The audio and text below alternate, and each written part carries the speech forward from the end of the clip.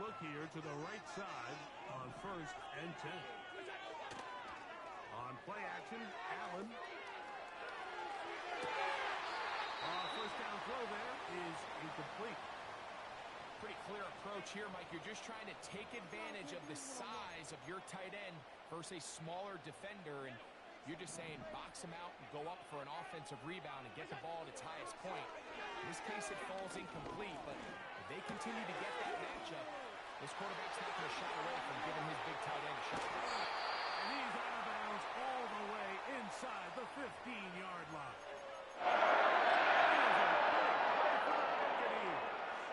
36 yards.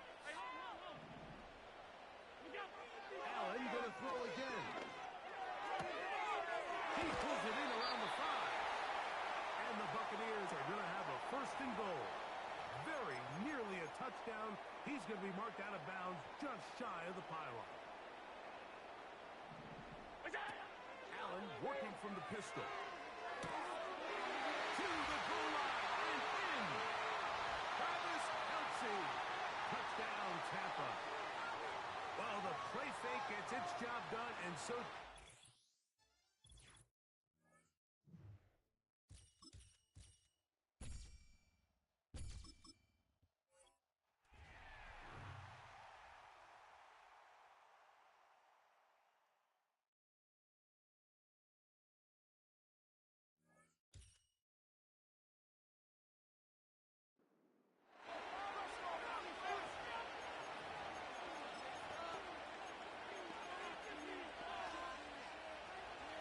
set of downs to work with. It is 1st down and 10.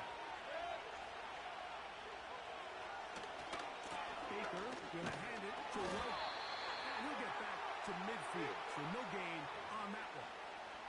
The big guys in the middle of the defense, Mike, the defensive tackles. So often they're asked to do the dirty work.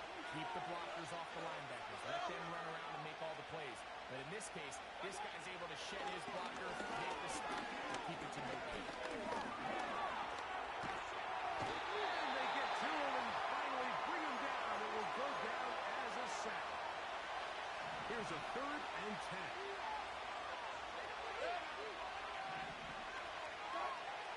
From the gun, it's Mayfield. He'll try and get there on the ground. And that's a great job defensively here on 3rd down. Not only taking away all the options down the field through the air, but when the quarterback decides to turn into a runner himself, they're able to converge and make the play.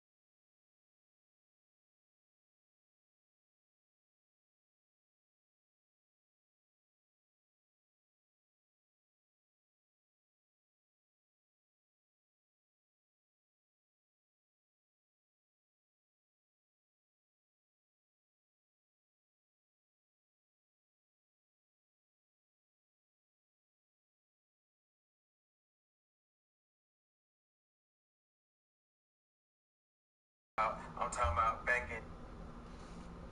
He was winning. The game's for y'all. Subscribe, like, share the video. Devon Jackson got sentenced to a life sentence today in Newport News.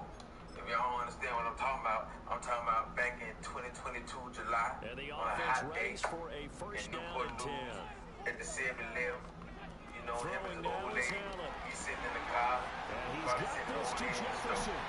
You know, Now inside white the dude, 25. young man, Justin he outside, Jefferson. just, you know, being regular. He ain't do nothing too extra. She showing her skin, got a little tights on, showing her arms and legs and thighs, everything out. She probably tatted up. Ain't like her tats was really hella fire like that. Little jailhouse tattoos, ain't like it was 5-star tattoos. But, you know, white guy, he just complimented on her tattoos. Wasn't nothing too disrespectful, wasn't nothing out the way. Hey, nice tattoo. I guess Buddy heard it, or he said it loud, but it was, I don't know if he was outside, right there by him when he said it, or how it was laid out, but when he got into his feelings, Devon, he got into his feelings, you know, he been drinking all day, probably on a perk, or whatever he on, probably on the gas. You got a blicky on him with a 30 round, trigger finger itching, ready to use it, you know what I'm saying, ready to put fear in anybody who play him or cross him or disrespect what he is and show it as he is. So what he do? Instead of, you know, stepping to him like a man and getting off his chest like a man, he come gun out, walk to him like the white guy poses a threat to him or really disrespect his old lady, like he done put hands on her or call her out her name or just disrespecting her in any kind of way. He didn't do that. It's nice tattoo. Same thing, I say, nice pocketbook, nice shoes, nice hairdo. You can't crash out or shit like that. A Newport News judge sentenced. He was with him. The game's for y'all. Subscribe, like, share the video. Devon Jackson got sentenced to a life sentence today in Newport News. If y'all don't understand what I'm talking about back in 2022 July on a hot day in Newport News at the 7-Eleven. You know, him and his old lady, he's sitting in the car. He probably sitting his old lady in the store. You know, white dude, young man, he outside, you know, being regular. He ain't do nothing too extra. She showing her skin, got the tights on, showing her arms and legs, thighs, everything out. Probably tatted up.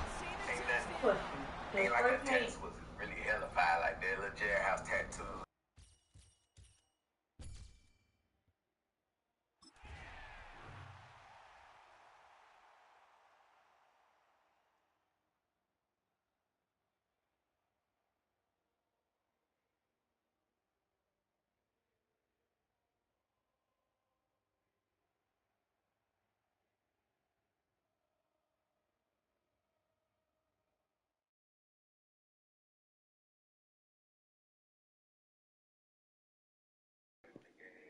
Got a blicky on with a 30 round, trigger finger itching, ready to put fear in anybody who play him or cross him or disrespect what he is and show it as he is. So what he do? Instead of, you know, stepping to him like a man and getting off his chest like a man, he come gun out, walk to him like the white guy poses a threat to him or really disrespect his old lady, like he done put hands on her or call her out her name or just disrespecting her in any kind of way. He didn't do that. It's just nice tattoo. Same thing I say, nice pocketbook, nice shoes, nice hairdo. But you can't crash out or shit like that. I went to the before.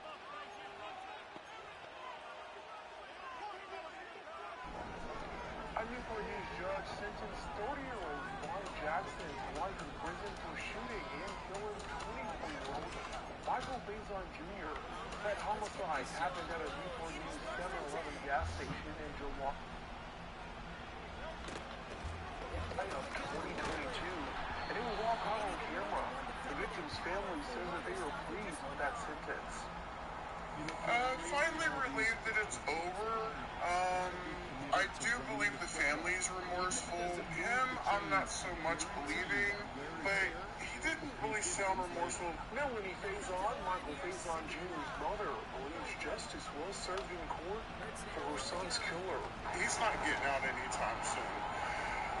You know, like it was pointed out, Mike is not going to be able to get married. He's not going to have any kids. You know, not going to be able to maybe walk his sisters down the aisle at some point. After the judge sentenced the 30-year-old to life in prison, he turned around and looked at the victim's family to apologize.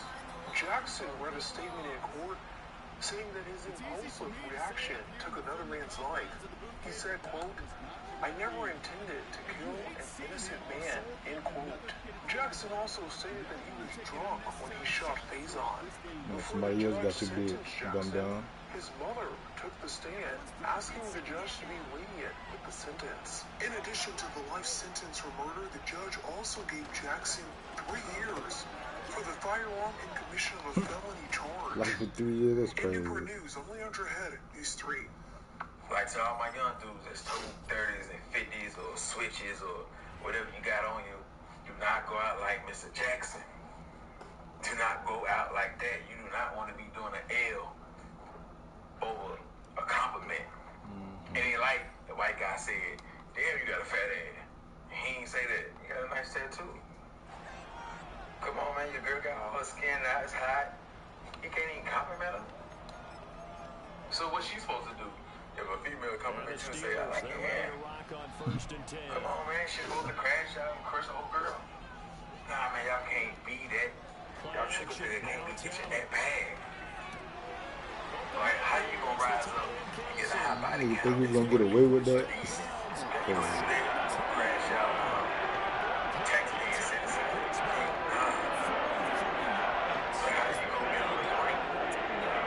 They like, ain't no stand your ground, ain't none of that. They want no situation like that, ain't no self-defense. But he caused no harm, he didn't say nothing disrespectful. You gonna crash out on him and do the rest of your life in prison over there, and you ain't get no rank. Now if you want to be on some racist type stuff, he white, alright? Because there's plenty of white people that'll crush a black person over the little smallest things. So yeah, you may get some little, rank off that if you're strong. But the type of guy that you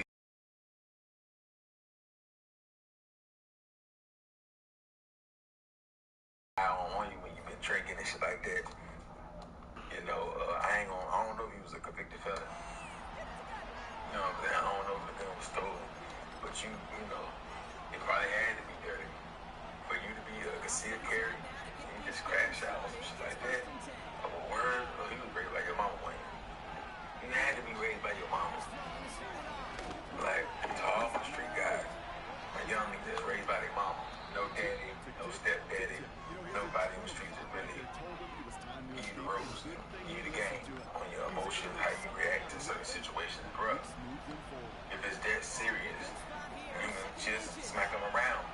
Show them you got hands. At least you ain't gonna get no L or no body charge, or you know what I'm saying? Like, it'd be a simple assault. You probably won't even go to jail. You may not even call it good. All what he had to do when you got out, slap him a couple times. Yeah, you want to be so big and bad, you want somebody to be scared of you. Okay, you could have walked. You could have had the gun. I say you hard-headed in the way you still gonna put your fire out. You really didn't even have to point it at him. Put your fire out, you smacking him with your other hand. Yeah, just be smacking him, but you trying to put fear in him. Because if you were just that cold-blooded, you would have, soon you walked up to him, you would have gave him the business. You know what I'm saying? Rock-a-bye, baby. You just did him like Keisha did on New Jack City. Rock-a-bye, baby, yeah. You ain't do that. You ain't blow him down until he grabbed your gun, try to take it from you, or you just wanted you to get the gun out of his face. Because you playing with his life like you God. You know what I'm saying? DSGB, Pastor Troy and them had a song called Playing God. You playing God with my motherfucking life now. You pulled your pistol and you know you ain't gonna shoot shit. You're playing God with my motherfucking life now. Y'all ain't get that DSGB album. I got that. I think it was called The Last Supper. Yeah, I paid like $16, $17 for it in Circuit City. Yeah, but that's what Buddy was doing. He was like, man, get that black out of my face. Big ass gun too. Not no rifle, pistol, nothing like that. Just a big ass black full size. You know what I'm saying? 30 hand out that thing. Bro, you didn't even have to stand that close. Somebody that's suspended probably could have took that gun. And your girl pulling it on. Your girl pulling it on. And this guy see the video. on my IG on my YouTube how they done. You know what I'm saying? Go to my IG underscore spitter on that. But old girl pulling it. A real vet is taking guns, but it took that from me. But I don't know why the white guy trying to go for the gun. I understand he tired of playing God with his life. You know what I'm saying? But he signed his own death sentence when he did that. Because now, anytime, look, to all the people who, but I don't know why the white underscore spitter, I don't really want to play it on here. You took Mr. Sprint, probably would have took that gun because your girl pulling your arm. You see your girl pulling your arm like that. Y'all want to see the video, go to my IG. I don't really want to play it on here. YouTube probably ain't yellow the video. You know what I'm saying? But go to my IG, underscore game underscore spitter is on there. But old girl pulling it. A real vet is taking guns, but it took that from you. But I don't know why the white guy tried to go for the gun. I understand he tired of the nigga playing God with his life. You know what I'm saying? But he signed his own death sentence when he did that. Because now, anytime, look, to all the people who gonna get a gun pointed to their face, which they could be anybody, me, you, him, her. Hey man, if you're not ready to lose your life or defend yourself, hey, because the move that he did wasn't really worth it. Because if you're gonna reach for the gun, you might wanna not just play grab it, or you grab it and just let him win a little tussle. Now he pissed off. He got his girl right there. He gonna show off. Now he got the little girl right there. Other people looking. You know what I'm saying? Like, if you really gonna reach for the gun, you really need to really fight for your life for this. Like, don't just smack it out of his hand or push it down. Now you gotta really rise the man down to the ground, really fight for it. You can't let that man, because once he, break away from you trying to smash it out of his hand or just push it down, but he probably gonna clap you. But now you playing with me, like you trying to be like, I ain't gonna do this like I'm playing, like you testing my gangster, like you don't take me serious. You see what I'm saying? Like, and that what made Buddy clap him. He ain't had to do that. All he had to do, because Buddy, I don't know if he wanted Buddy to beg for his life. You know, sometimes they want to scare you, but they want you to beg for your life and say please. But he stood his ground. Like, he stood his ground. And then a nigga get mad if he's smacking you and he's seeing that it ain't really affecting you like that. So the white guy, he's taking smacks. But it probably ain't even hitting him that hard. But it don't look like dude was scared because he would have ran. But he walked up with the blick out. You know what I'm saying? He would have at least kept a little bit more distance. He wasn't doing none of that. He was talking to him like a man. Because he probably felt like, I ain't disrespect your girl. I just said nice tattoo. That's it. Like, you want to catch a body that bad? Like, damn, man. So, man, you don't want to be like that guy right there, man. Like, because, you know, after you get locked up and that liquor wear off and you're going through the court process and you've been fighting the case for 2-3 years, like, you can be like, man, this shit ain't worth it, man. This shit, you already regretting it and feeling sorry and, yeah, repenting and shit like that. Like, you already thinking about joining the Muslims and everything. Young, 23, 24, 22. Knowing them folks in Newport News, Virginia, ain't gonna let you not get an L from a white guy. For a white guy. And you definitely gonna do the rest of your life in that jail. You know what I'm saying? Like, you supposed to be maintaining it well. Traveling out the house, traveling out the bando, getting your money. Working a job or two or something. Pimping the hole or, you know, being a player. You itching to catch a body. You know what I'm saying? Wrong place, wrong time, wrong person. Now, if you on some race war type of time, like I say, any white boy that disrespect, play with your old lady, come at you any kind of way, you gonna handle the situation. Now I can kind of understand way more now, because white people do us like that all the time. We ain't even had to even say that, like what he said to your girl. Yeah, hang with all type of shit, you know what I'm saying? So if you on that, it just don't look like you on that though. It don't look like you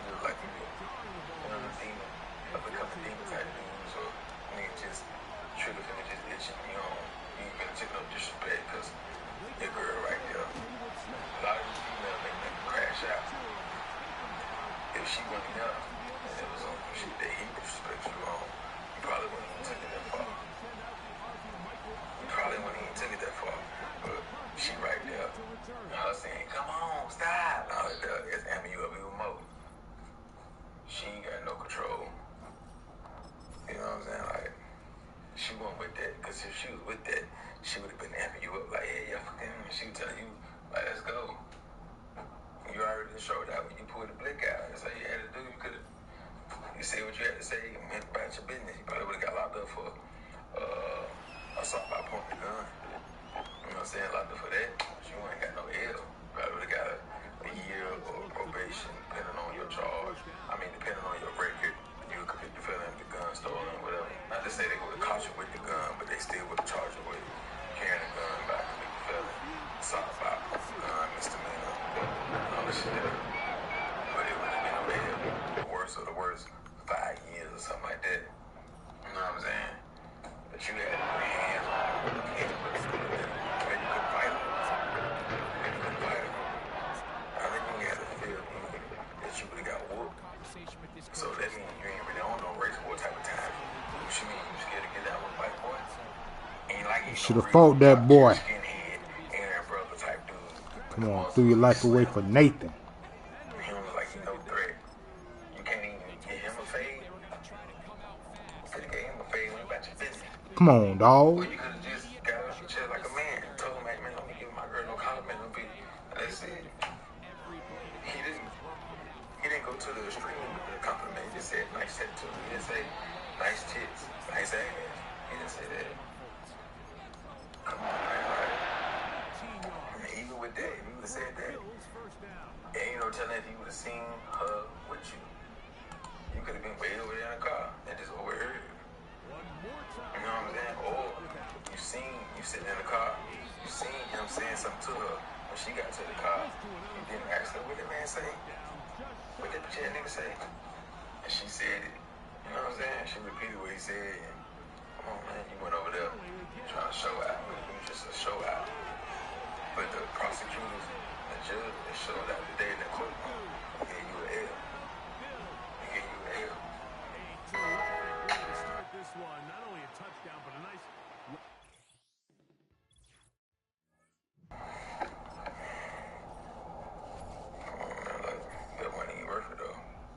Not over there. Now with old girl, the same one you just caught that hat for. She not finna be with you the whole life sentence be. She may ride with you for a couple of years. She finna move on. She finna move on. Out of there. She gonna find somebody else to protect her and love her and all this shit there. She ain't finna just ride it out with you for this whole bit. Keep in contact with your mama and them, making sure she's straight. Texans offense ready for first Because he and 10. got his body over her. You know what I'm saying? Stroud looks to throw on the first play. He'll get this into the hands of Nico Collins. She probably went in in 2-3 years in the commissary, writing you all the time.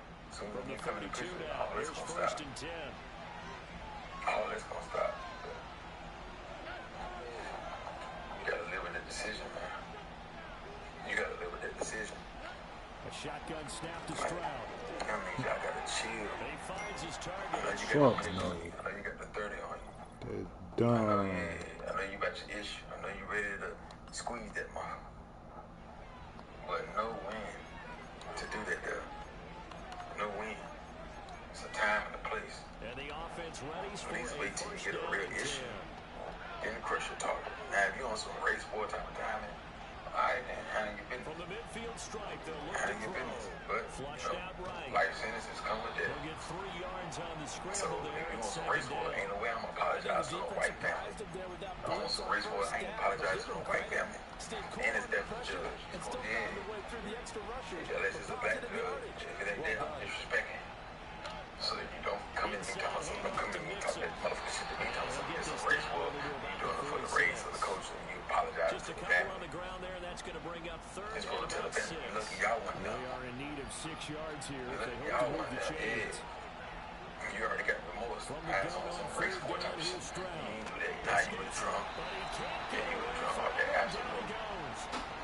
Yeah, off that absolute Here's Grey Tommy Goose, shit Townsend like that. on the punt. Whatever that crown Ryan order. McConkey Yeah, did off to that return crown it. order, that brown, the sweet shit. You go down. Probably hit a little perky or something. A1M. Yeah, you just turn. Listening to Young Boy, Julio, Young and Ace and all of them. Turn. You know what I'm saying? Like, listen to Lil Jeff and all them niggas there. And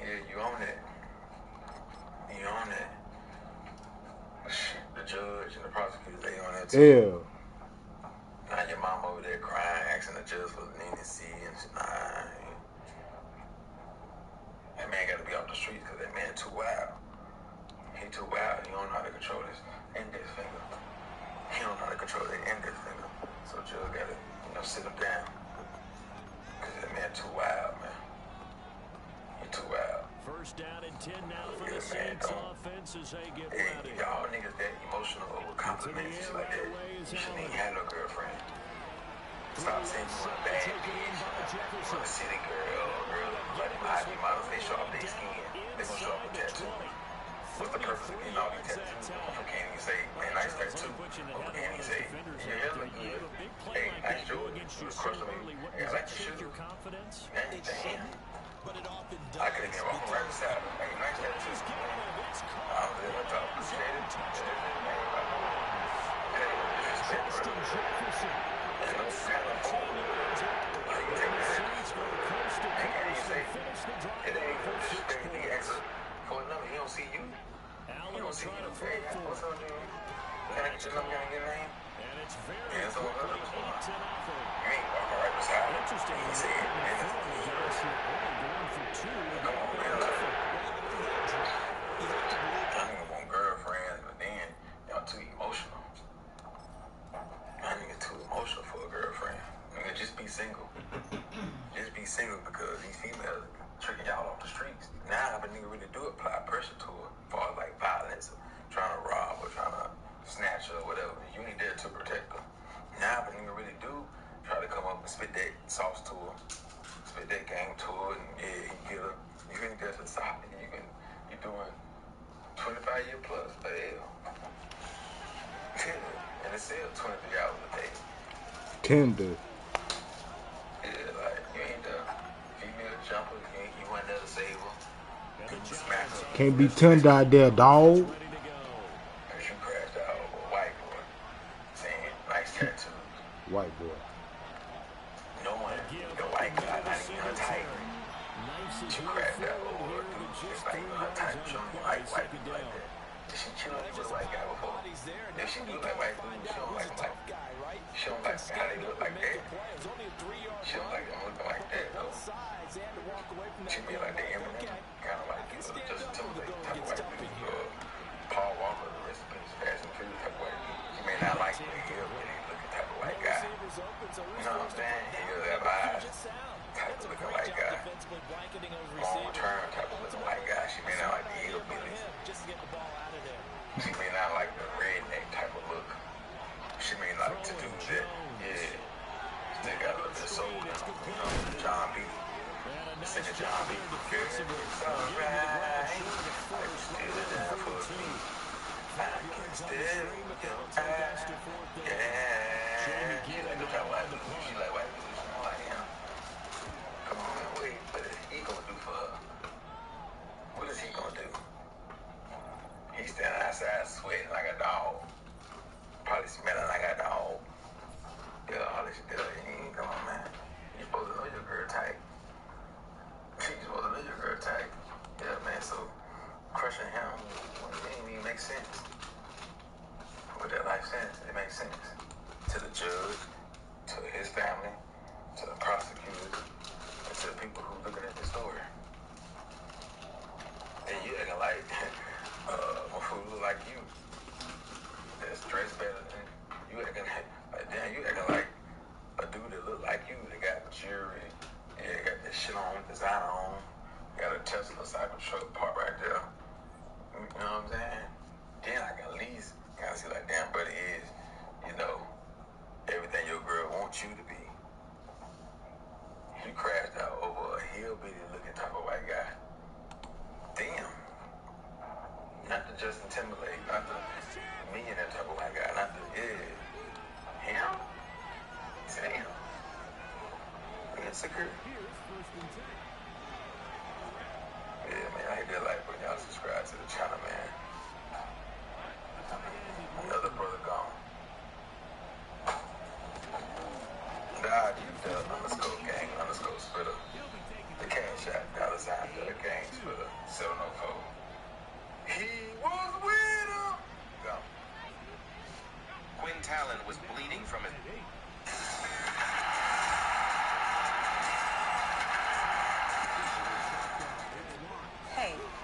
partner is being secretive with their phone, you need to do this now. Most people are unaware. Tonight we have new details about what exactly led up to a deadly shooting at a 7-Eleven gas station on Warwick Boulevard in Newport News. News 3's Leandra had uncovered court documents and has those details. A tragic crime scene of Friday evening at this 7-Eleven gas station in Newport News as police and investigators collected evidence trying to figure out why someone would want to take 24-year-old Michael Faison Jr.'s life. Court documents reveal the deadly shooting all started over a conversation about tattoos. 24-year-old Michael Faison was standing outside of the 7-Eleven gas station when a woman in a blue dress walked out of the gas station, catching his eye. Court documents reveal the woman was walking towards the parking lot of the 7-Eleven when she turned around to talk to Faison about tattoos and gave Faison her number. The conversation didn't sit well with the woman's boyfriend, 28-year-old Divine Jackson. Court documents say Jackson walked up to her and Faison, asking why Faison was talking to his girlfriend. An affidavit reveals Jackson then slapped Faison twice. Jackson took out a handgun, stepped towards Faison, and pointed it at Faison's face at a close range. Court documents say Faison took a step back, lifting his hands up in a non-threatening manner. Jackson's girlfriend states that Jackson, whose nickname is Sauce according to court documents, shot Faison. 24-year-old Faison later died at the hospital. Court documents reveal Jackson and his girlfriend ran towards the gas pumps and got into a black BMW sedan. Investigators found the BMW later that night and arrested Jackson at his home in Newport News. 28-year-old Divine Jackson is being charged with second-degree murder and the use of a firearm to commit a felony. Leandra Heck, News 3. They're following up on a deadly shooting at a 7-Eleven in Newport News 2 years ago. News 3 has obtained some surveillance video of what led up to that shooting that left a 24-year-old man dead and another behind bars. Surveillance video shows the gunman, 30-year-old Divine Jackson, walking up to the victim, 24-year-old Michael Faison Jr., with a gun in hand. Court documents say the victim complimenting the gunman's girlfriend's tattoos led up to that deadly shooting. July 8, 2022 is the day 24-year-old Michael Faison Jr. was murdered. I first brought you this story 2 years ago when I combed through court documents. Take a look at this video. You can see the gunman's girlfriend walking out of the 7-Eleven convenience store on Warwick Boulevard when she catches the eye of Michael Faison Jr. The two start chatting, but court documents say the conversation didn't sit well with the woman's boyfriend, 30-year-old Divine Jackson. After the two exchange words, Jackson walks up and approaches the man with a gun in hand. He then punches Faison. Moments later, Jackson shoots and kills Faison. And a few moments later, surveillance video shows Jackson and his girlfriend running away from the crime scene. A Newport News jury found Jackson guilty of first-degree murder last summer, which has a mandatory sentence of at least 20 years. Jackson is awaiting sentencing. I spoke to attorney Jerry Mason with Mason Legal, who is not connected to the case, about sentencing guidelines.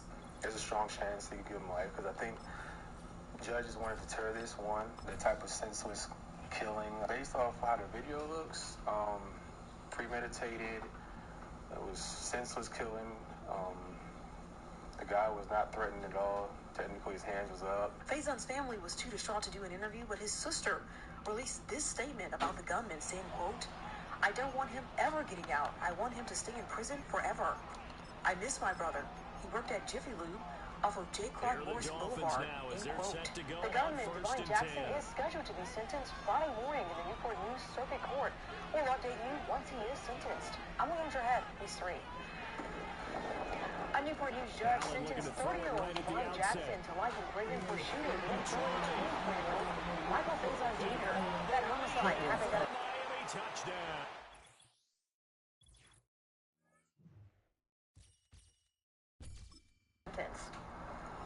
Finally relieved that it's over.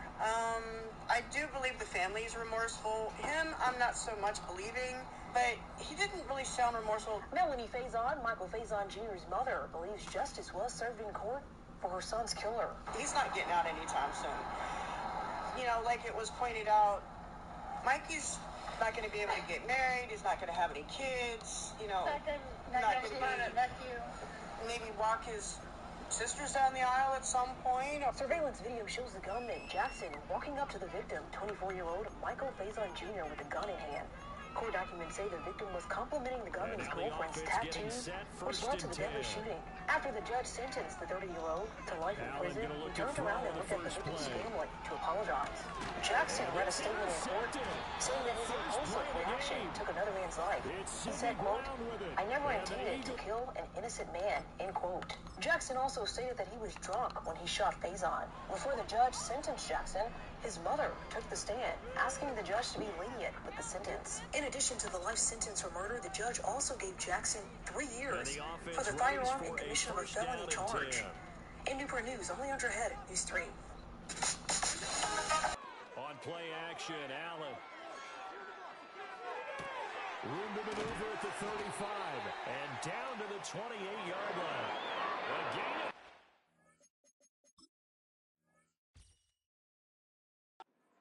That time. Brandon, we've both been around the game long enough that we know that in pregame, defenses are pretty amped up, aren't they? I mean, they're pounding lockers, and they can't wait to get out. But when you hit them with some big pass plays early, it takes the starch right out of them. And a hard-working run here as he's got it inside the 20, down to the 7.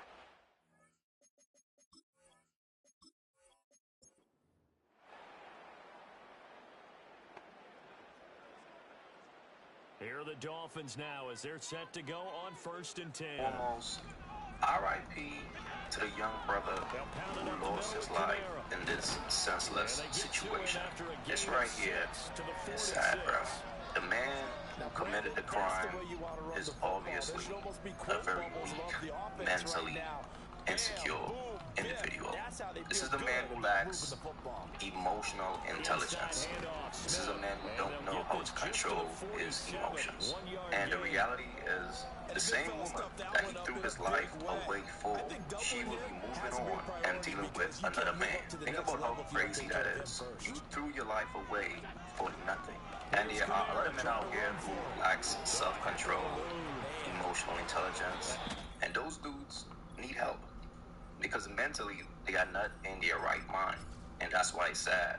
I mean, he did get life. He definitely deserved that. This was uncalled for. And I feel bad for that young man family. Extremely sad. And what's even more sad about this situation, his girlfriend moved on like nothing ever happened.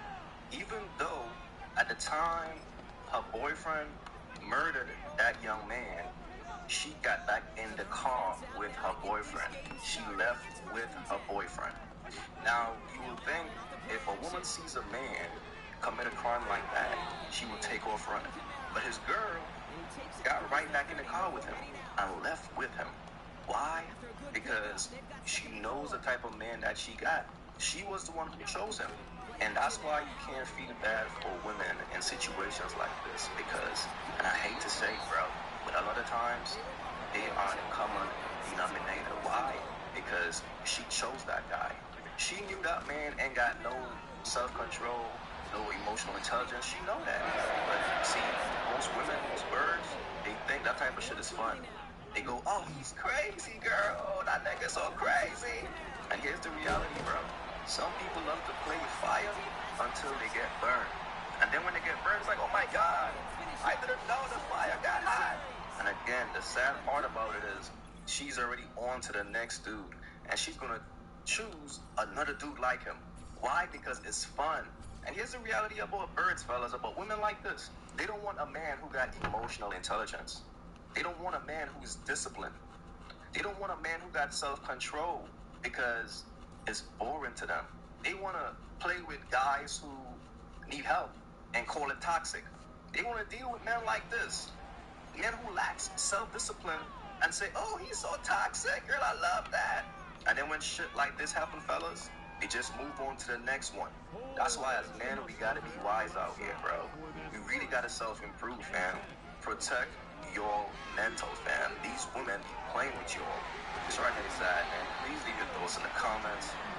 Don't forget to like and subscribe, fellas. Be wise out here. Keep away from negative energy and just live a better life.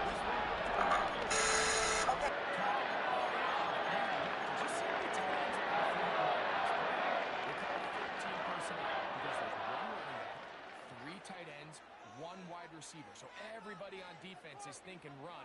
They catch him off guard a little with the pass, and they take advantage of it with a big gain downfield.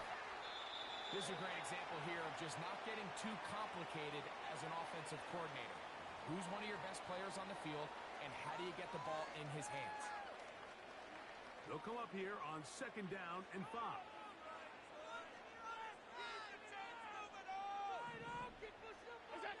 Again, it's Allen to the air.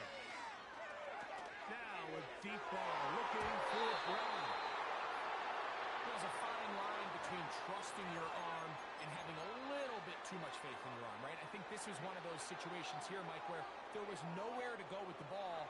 He tries to fit that one in there anyway, and he's lucky that it just falls incomplete. They will have it at the 24-yard line. That's enough for a 1st down. Wow, a little change in play call here, and that's typically not what we see at this down and distance. That's typically a passing down, Mike, but they catch the defense off guard, keep the ball on the ground, and they're able to pick them off. I love the time Saudi, man. That was great. If you're going to take a sack, you just can't add to it by taking such a massive loss on top of it.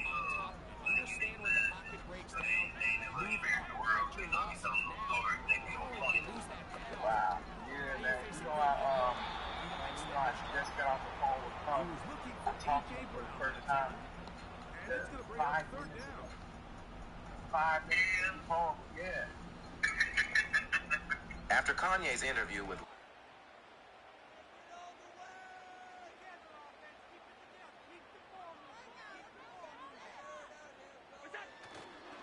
Off the play fake, here's Allen.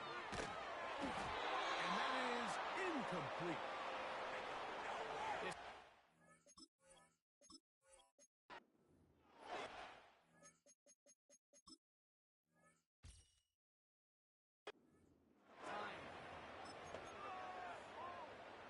Boy, some bulk in the formation on that right side here for 1st and 10.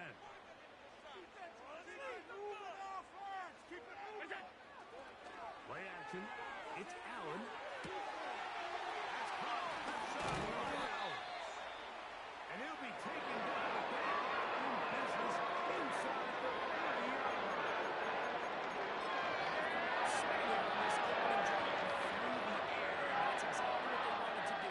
Generate some early chunk plays and try to get some points. Oswell's.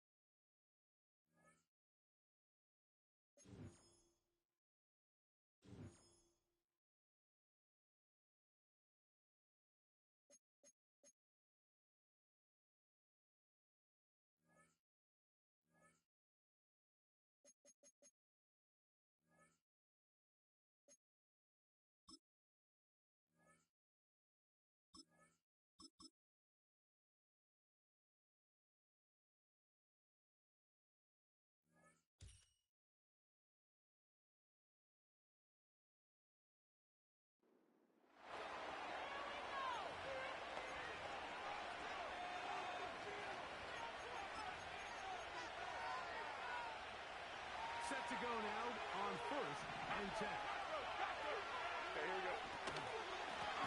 Singletary now on 1st and 10. They will not get back to the line of scrimmage.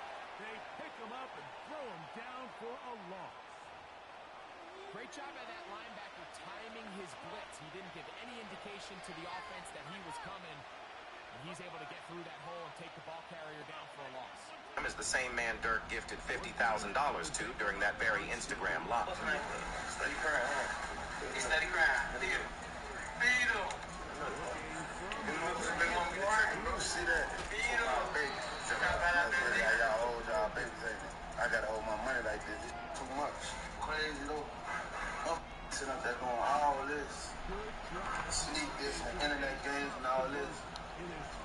Hustle money, do something. Like, you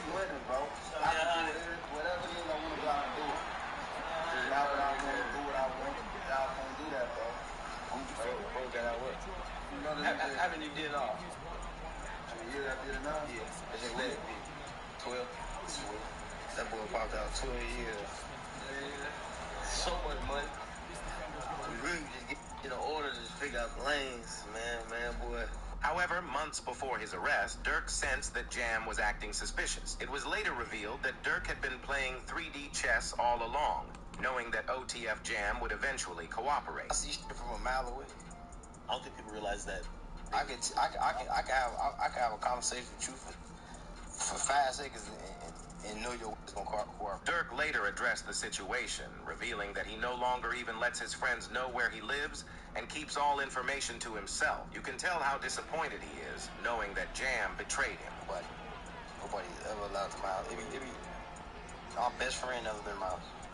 For real? I promise. Your best friend? I promise. Like, it's people like that I just don't allow around my girl and my kids. Cause it's like, I'm just a different type. I'm not the have family night at Dirk house tonight. Just gotta watch. Everybody yeah, we gotta everybody getting watched. Watch everybody. Hey, they go too close to them kids. What to do? Like, that's how I play that. I don't play. Sadly, Dirk only realized the truth about OTF Jam when it was too late. Unable to take revenge himself, he allegedly sent his goons to handle it for him. According to reports, OTF members tracked Jam down while he was hiding in a house outside of Atlanta. Sources claim he was dealt with as punishment for snitching on OTF's leader, Dirk. A photo from outside the house where Jam was staying surfaced alongside the report. However, Jam wasn't the only one who faced consequences for crossing Dirk. Prosecutors also linked him to another crime, this time in Chicago. Authorities suspect Dirk was involved in the passing of Stephon Mack, believing it was an act of revenge for the death of his brother, D-Fang, on January 27, 2022. While Dirk hasn't been officially charged, his name appeared in newly unsealed court documents ahead of his detention hearing. As part of the evidence, prosecutors referenced an Instagram story dedicated to D-Fang, posted just 30 minutes after Mack's passing, along with another story where Dirk was seen laughing the next day. Still a little work to do now. That's why I said slap car. I really like the balance that they've showed so far on this drive, Mike, and what that does is slap car. it makes the defense have to defend. With the feds easily stacking evidence against Dirk, many blame OTF Jam for being the key informant. However, on February 24th, Dirk's lawyers filed a request for his release on bond. They proposed a $3.3 million bond backed by equity in his properties and cash from Sony Music, but the request was swiftly denied. In court, Dirk's legal team also argued that his incarceration is unlawful, revealing that his rapid prison transfer was due to conflicts within his cell block.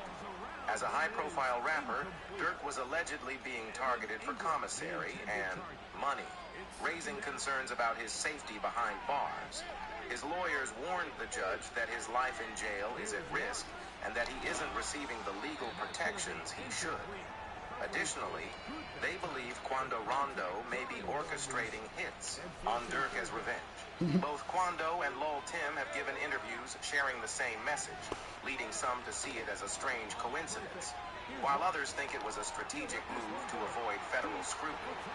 Lol Tim, known for his role in the incident involving King Von, commented that the entire situation could have been avoided, adding that Dirk ultimately threw his life away in pursuit of revenge. I was like, I was just protecting my little brother. When you did finally find out that it was King Von, how'd you feel? I was like, damn, if Brian did that stupid shit last night, he still would have been alive. That's how it was. But I was like, yeah, I ain't no the type person I am. Like, I'm a humble person. I ain't no disrespect to like his mama saying fucking shit like that, because I could easily get on that type of stuff and be clout chasing type. Like, I ain't on that type. I'm a humble person, but it's like they ain't never popped that shit off. That would have never happened like that. This even led to Quando Rondo echoing the same sentiment, saying he wishes things had been handled differently. He acknowledged that Dirk has a family and many responsibilities, but ultimately threw it all away. Whoever on my side who got kids and a mama that 100% know them, And at the end of the day, man, all this stuff that we talking about is stupid. It could have been handled a totally different way. It could have been handled to the point where a song and $3-4 million could have came out.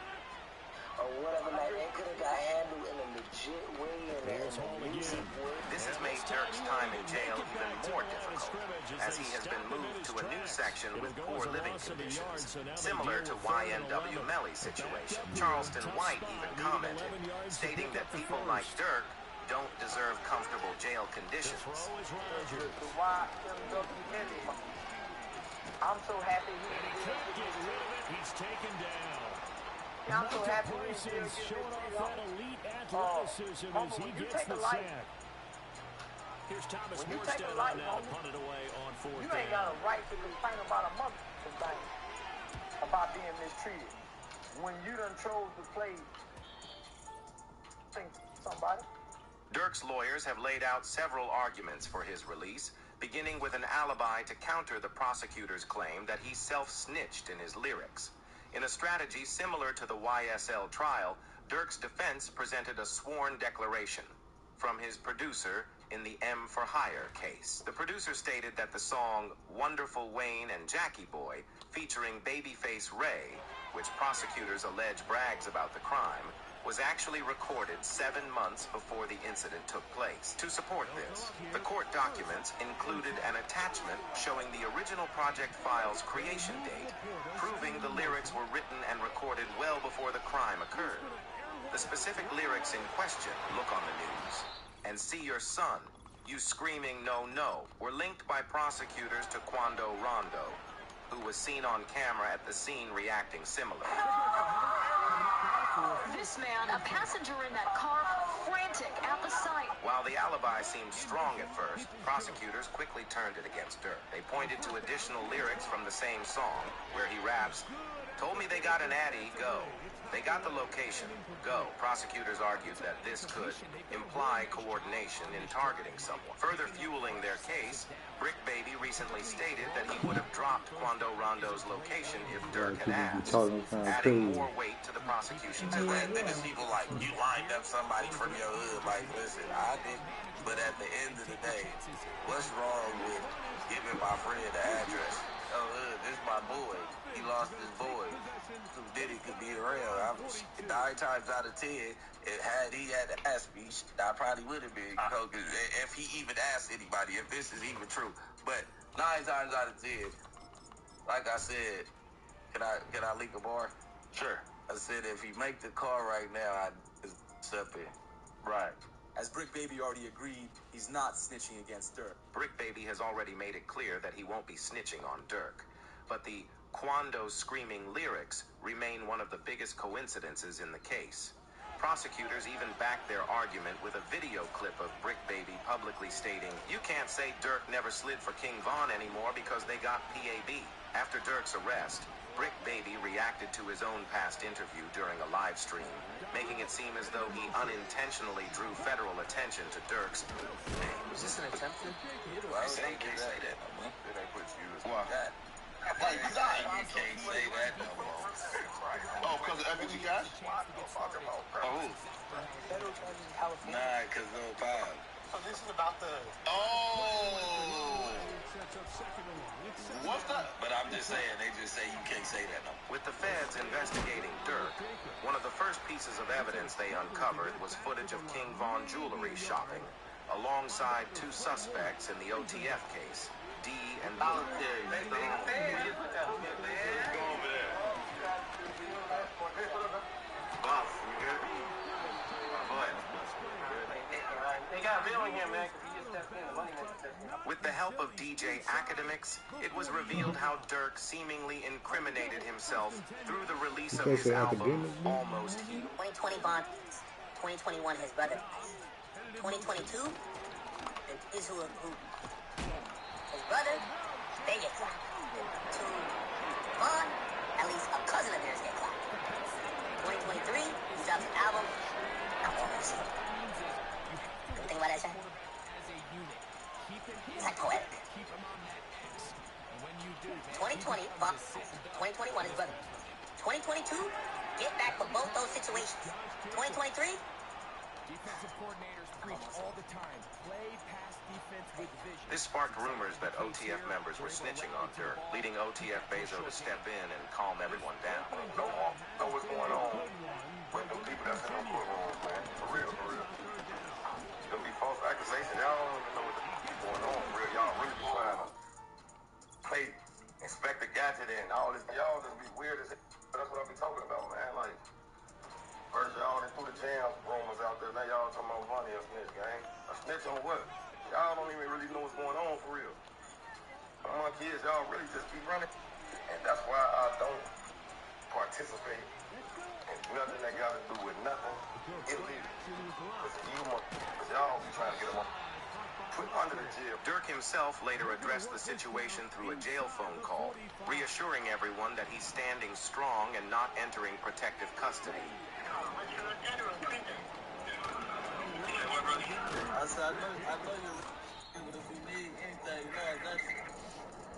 I appreciate it. It's not that count, Yeah, it is. I know that to be, bro. It don't matter, bro. We ain't never moved our money except for that first time. Once it was that, it was that. Once it was like then, everything was his. I feel bad things name. I came up here like, shit, where you from? What you got going? I too, yeah. Damn, what? The piece, hey.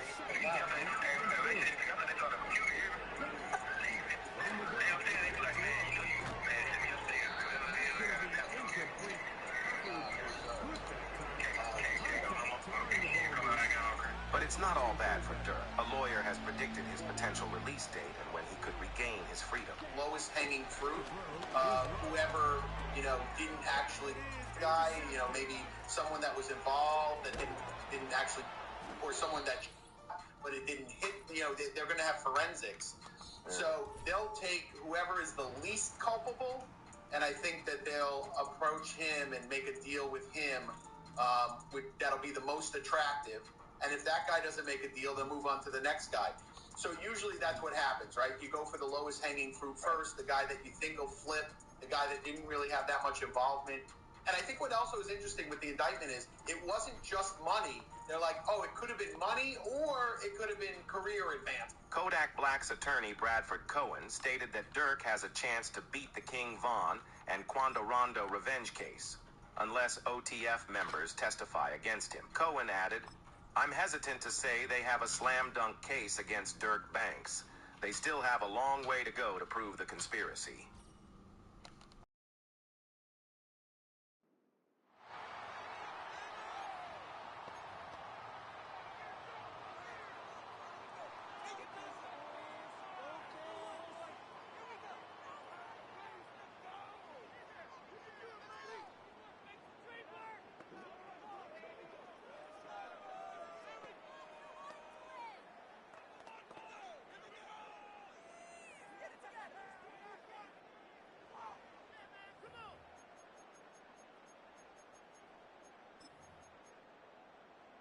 The pack.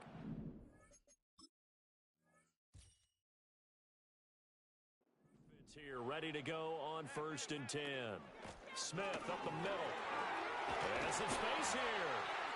And great blocking downfield as he's got this almost to the 35-yard line. 45 yards rushing so far, and this is just their first possession. And they've got a new set of downs here. Play action. Now it's Allen. Open man here. It's the tight end, Kelsey. And he's out of bounds. Almost gets to the 10. From down at the 12, it's 1st and 10. They run up the middle with Emmett. And the reinforcements come in as they're going to stop him behind the line. A loss of a full 3 yards, and now it's 2nd down. The short field shrinks even more with the type of bodies they brought in on that play. Those extra tight ends, they weren't able to secure their blocks, and that one ended up going backwards. Now Allen. He finds Smith out of the backfield. And he takes it inside the 10 to the 8 before he's out of bounds. So the completion good for 7 there. And now 3rd down and 6 to go.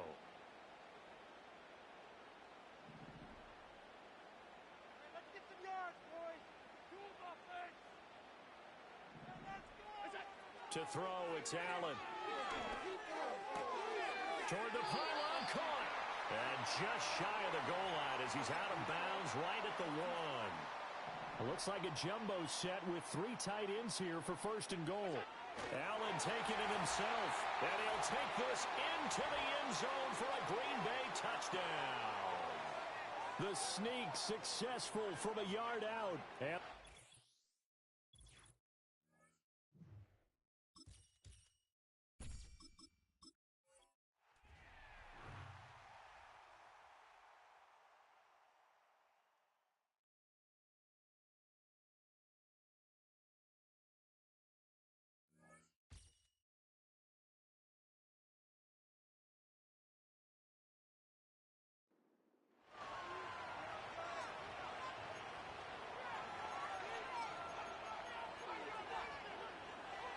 we're back for the second quarter. Saints in possession of the football. They'll be right inside field goal range to begin this drive. Carr start with a throw. Looking for a target.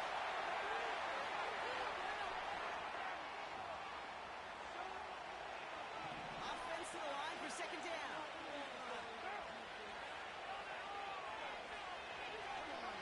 On the shotgun, Carr.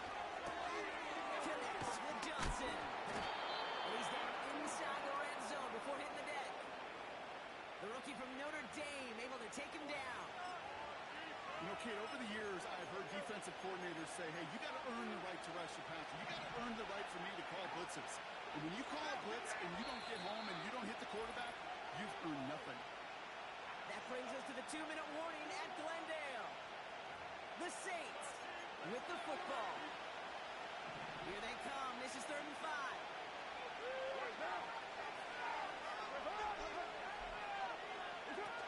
Little play action with Carr.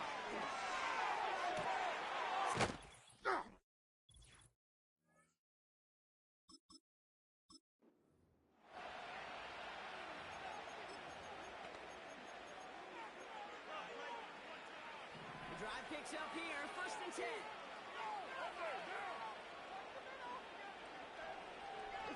Motioning left is their running back. Has him on the quick hitter. And he gets this forward to the 19. That is the epitome of staying on schedule. That kind of completion right there on 1st down, well, it opens up the entirety of the playbook for 2nd down. 3rd and short in your back pocket, and get even more aggressive and take that shot. Gets this to Johnson. And he's going to be taken down near the 8-yard line. A nice pickup of 11 there, Brock, and they'll have 1st and goal to figure out.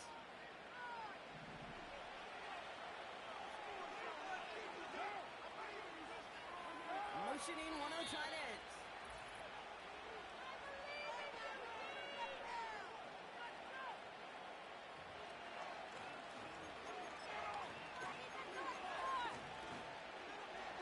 This offense in position now. It's 1st and goal.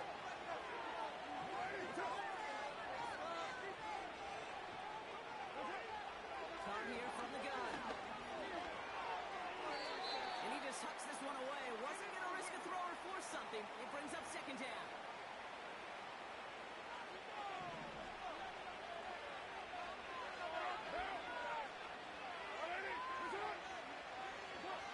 Rolling again. It's Carr.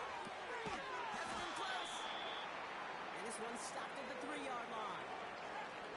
There's no routes on the old proverbial route tree, Kate. It takes more trust than throwing an out route.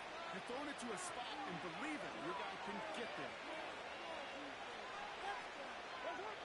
3rd and goal. Here's Carr. He isn't holding up. They're able to drop it. And they're headed in reverse after that sack.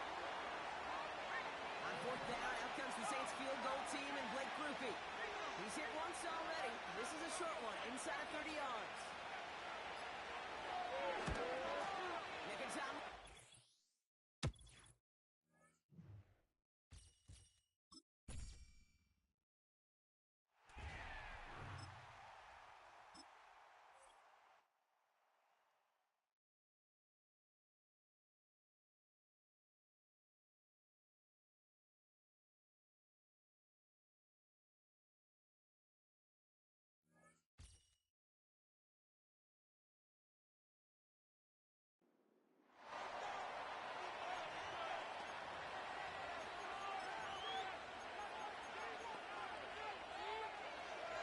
And the Giants on 1st and 10. Their offense ready to go. Now Jones. And he takes a shot on the release as this will be incomplete. I think he had to unload that one before he wanted to. He was right up in his grill. I think he was a dentist there without a license, don't you? Just not enough time for the play to develop. Just lucky it wasn't a fumble, really. Buying time to his left. And he's going to have to eat this one as down he goes. Well, this has been a pretty sizable drive. They've had some success. Finally, the defensive coordinator found some success of his own. I think he just simply said enough of that. Okay, they've moved the ball well. We need to force the issue from our end, and that's exactly what he did. And a pretty nice tackle there, ranging up from his free safety spot as he'll stop him about a yard short. Oh, man, that wasn't far from breaking in a big way into the secondary. Read option, quarterback kept it. And while he didn't get a first down, he did get a nice chunk of yardage. Only a nice tackle prevented it from maybe going all the way. So it's Giants football here as we welcome you back. And they've got a 4th down now in a game that, to be honest, has been pretty much everything we could have asked for. Who wants it more? This is 4th and a yard. Singletary, they'll run for it. And they are going to stop him on 4th and 1 as they'll wind up going backwards. They had to go for it with such little time remaining. And this long drive is going to wind up yielding nothing. 1st down Miami as they get set to start the drive. And still a little bit of time left, but the defense can't stop the clock. So 3 kneel downs should be enough to finish this one off. We'll get this one to Kelsey. That's complete. Oh, an absolutely filthy juke. He's got some space now. Travis Kelsey. And all the way in for a Miami touchdown.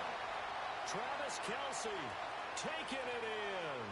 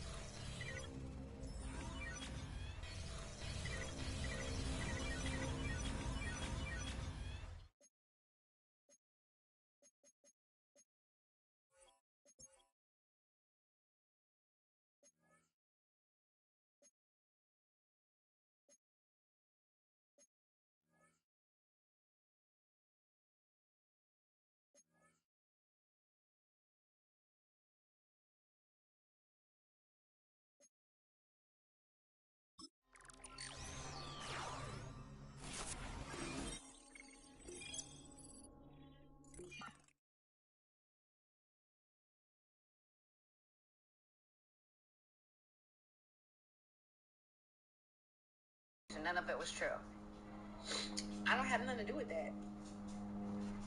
Okay. Yeah, I have been open in all my relationships that I've had. All of them. I mean, I've had 4 boyfriends online so far. It's just, I don't know. I don't know. They both nice. But it would have to be new lyrics now. Right?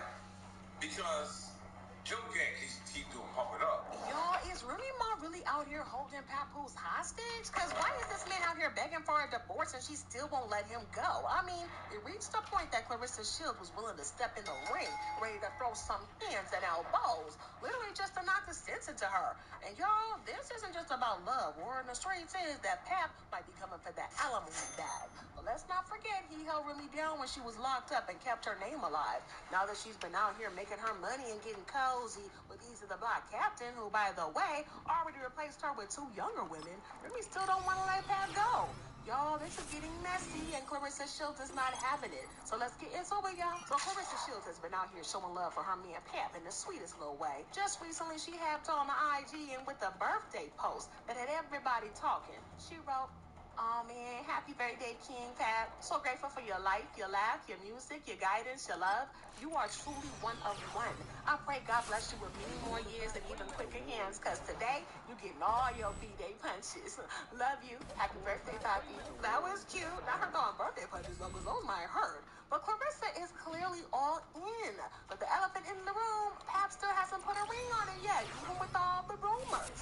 And why? Because Remy Ma is out here playing keep away with those divorce papers. And let's be real, it's not because Pap hasn't tried. He's been out here letting people know that he's been asking for this divorce. And we're not talking about once or twice. He said he's been asking for it numerous times. But Remy Ma, this is just out here stirring up drama every single time. And it's not like this is just speculation. The receipts are out there. Y'all remember when Remy exposed those text messages between Pap and Clarissa, right? Well, y'all, the tea was scorching. And the messages, Clarissa was clearly frustrated because Pap didn't let her know he made it home safe. And she kept it real, saying, "You are the one who was married. If you can't at least sleep on the phone with me or be with me in person, it shouldn't be a big deal to let me know that you made it home safe." Y'all, she said what she said because she cares about her man.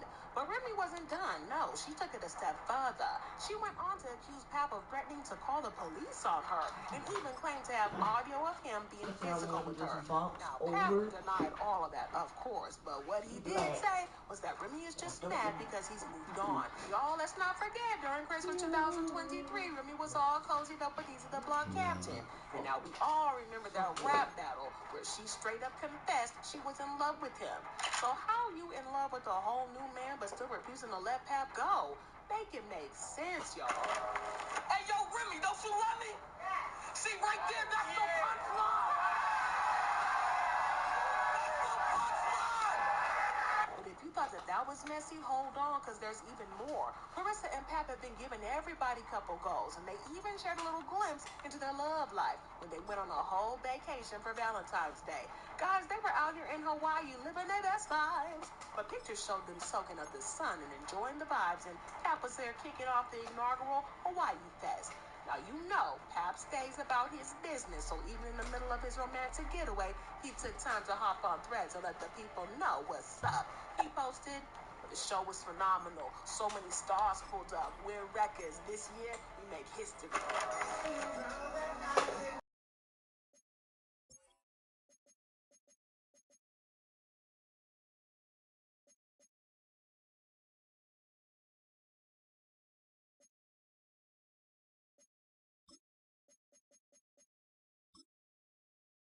Her man on the beach.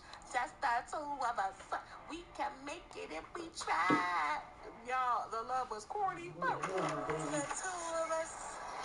We can make it if we try.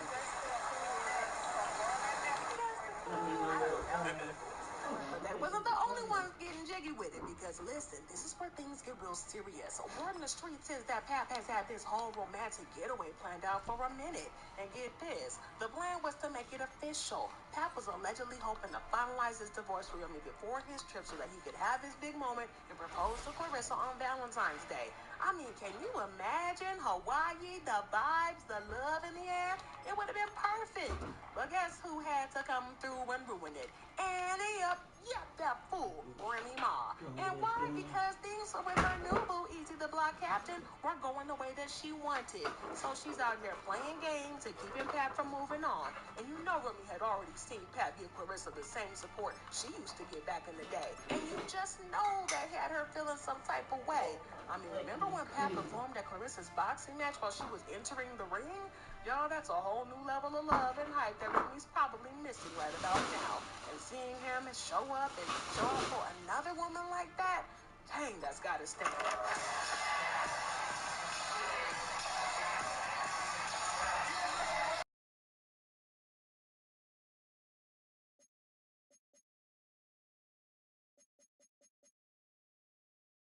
There's something more going on here, because the way that Remy's holding on so tight, y'all, is giving, what are you really afraid of? I am 10 years.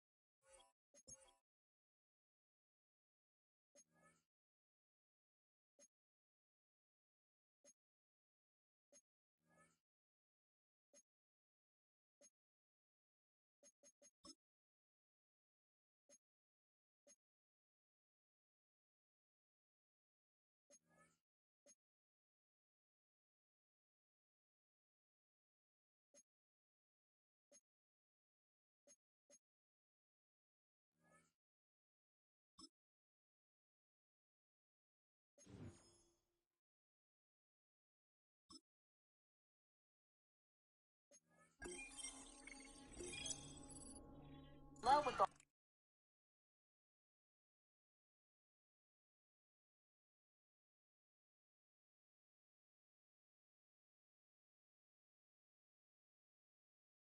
person.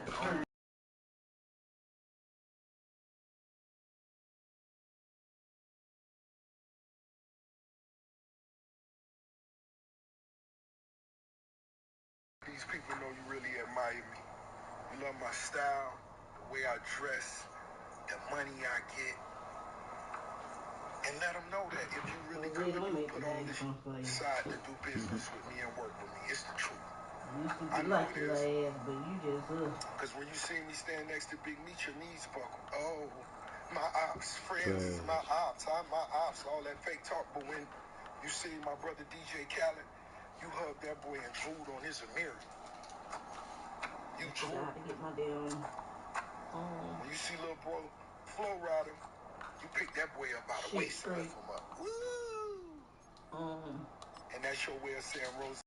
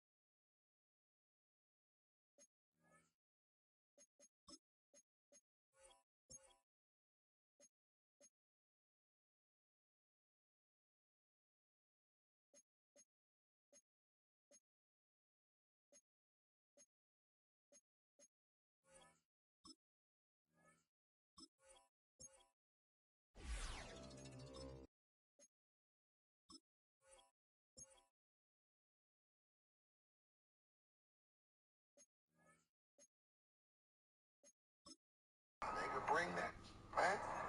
Bring that. Get y'all tickets, you feel me? Get y'all tickets. RickRossCarShow.com, the biggest car and bike event of the year. It's the Super Bowl event of the year. You love me too. Come on now, say it. Just admit it, my nigga. It's the boss. Good day to be alive.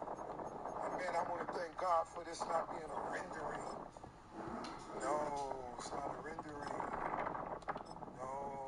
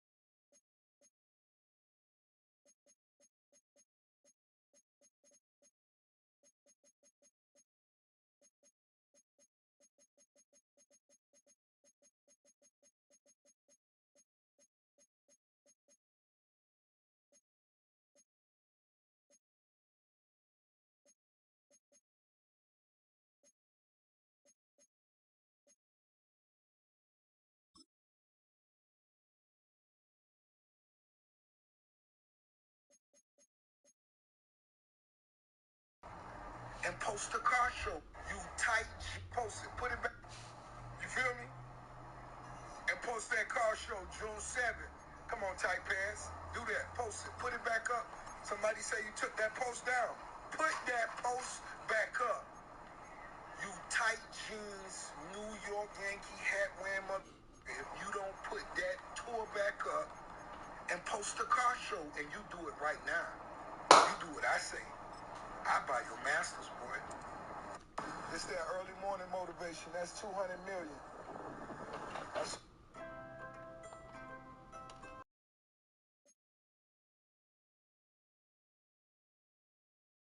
Big Ed, the spokesman, man. We back. Another edition of Urban Politicians TV, UPTV. Make sure you stay on your pivot.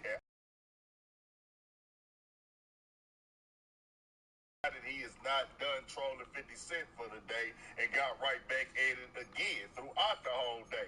Now, he started off last night and 50 had to come tap in as Rick Ross has decided he is not done trolling 50 Cent for the day and got right back at it again throughout the whole day. Now, he started off last night and 50 Cent started mocking Ross because he was a part of the Millennium Tour with Bow Wow and other acts. He's clowning him, saying he's an opening act for 30,000 and everything, and basically trying to say that Rick Ross is really not lit. He not really up like he says he is, and he not making money to the level that he says he does and things. And he made several posts about it, kept going at Ross and things, but then Ross, like we already know he was going to do, went right back at him. And this time, the latest thing was them having the stuff going on with Big Meats and things like that. That's why Rick Ross keep making that reference. And earlier, he talked about the renderings and the renderings of the business, his mock-ups, and he started going in on that some more.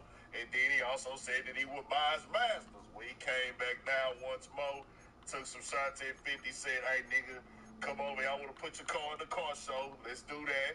Then he talking about the square footage and all this and all that and how much his costs more than 50 Cent's film studio. He's standing on that the studio is not being able to be done. That 50 got a drawing and basically like a display, but he don't have the money or the cash to go ahead and get none of this. And I got to keep it all the way 1,000 with me, bro. I don't care if a nigga got acres in Shreveport. I don't care if a nigga got acres in Miami. I don't care who got the most money, really, nigga. If a nigga gonna give me 30,000 a night to come on the Millennium Tour, and I know, hey, nigga, I can't get 100,000, 150, I'm finna go get that 30. And if I get some land in Shreveport for some good prices on the acres and the square footage or the mileage, nigga, I'm taking all the deals. But these two niggas, they wanna have a ball off for who got the most money. But then Ross even said that, hey, nigga, you the squash beef with Khaled now. You be rocking with Flo Rida, you really want to be me and things like that. Talked about his pants, said, hey, nigga, go and put my post back up, keep promoting my show and promote my car show and things like that. You be in your feelings because Beats came and did business with me and things of that. And I'm like, oh, man, these niggas here ain't going to never stop. I seen that 50 Cent did post up today, and they did also promote that they do got the BMF next series dropping for season 4. I think 50 had already said that was done, and how they gonna move forward depends on this season. I don't know if he's standing on that, or is it just, hey, I'm hot right now at y'all niggas, how everything played out. I'll just say this, these two niggas been in it since 2009, and at this point, they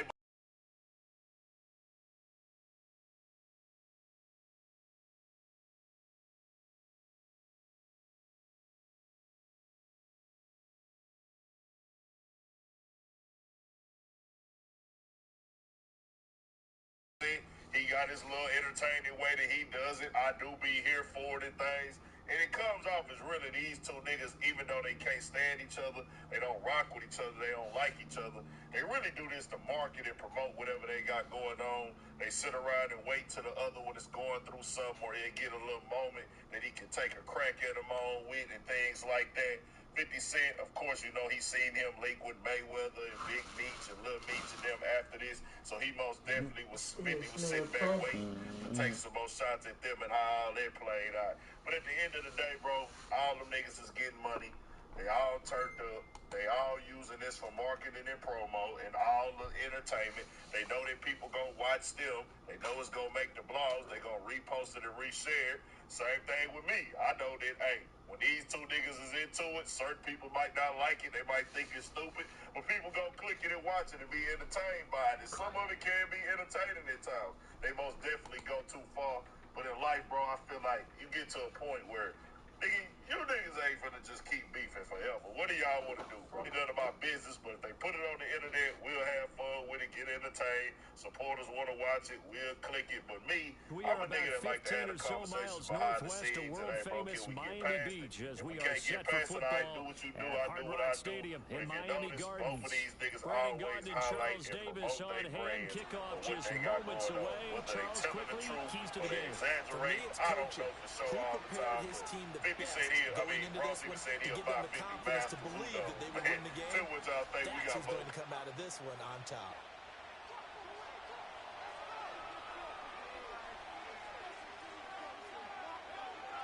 Justin Tucker set to boom this one away. And we are underway from Hard Rock Stadium. And up to about the 26-yard line, just across the 25.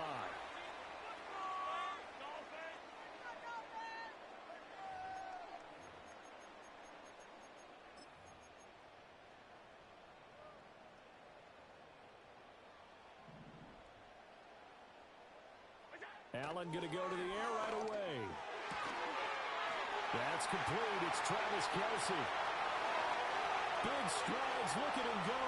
Travis Kelce. And all the way in for a Miami touchdown.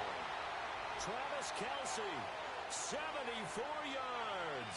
And the Dolphins will jump on top with the game's first score here this afternoon. First play from scrimmage all the way into the end zone. Look, the pass was good, but that run after the catch, that's what was really impressive. And I think the big question I have is, where were the safeties? Where was the tackling? Because going into this game, they had to know that they were going to be tested. That was a part of the defense that had to stand up.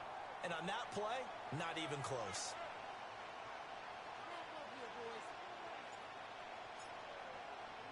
So after the touchdown, Aubrey now to kick this one away.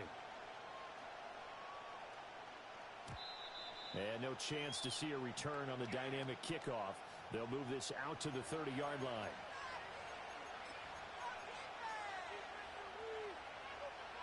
So first and 10 now from the 30.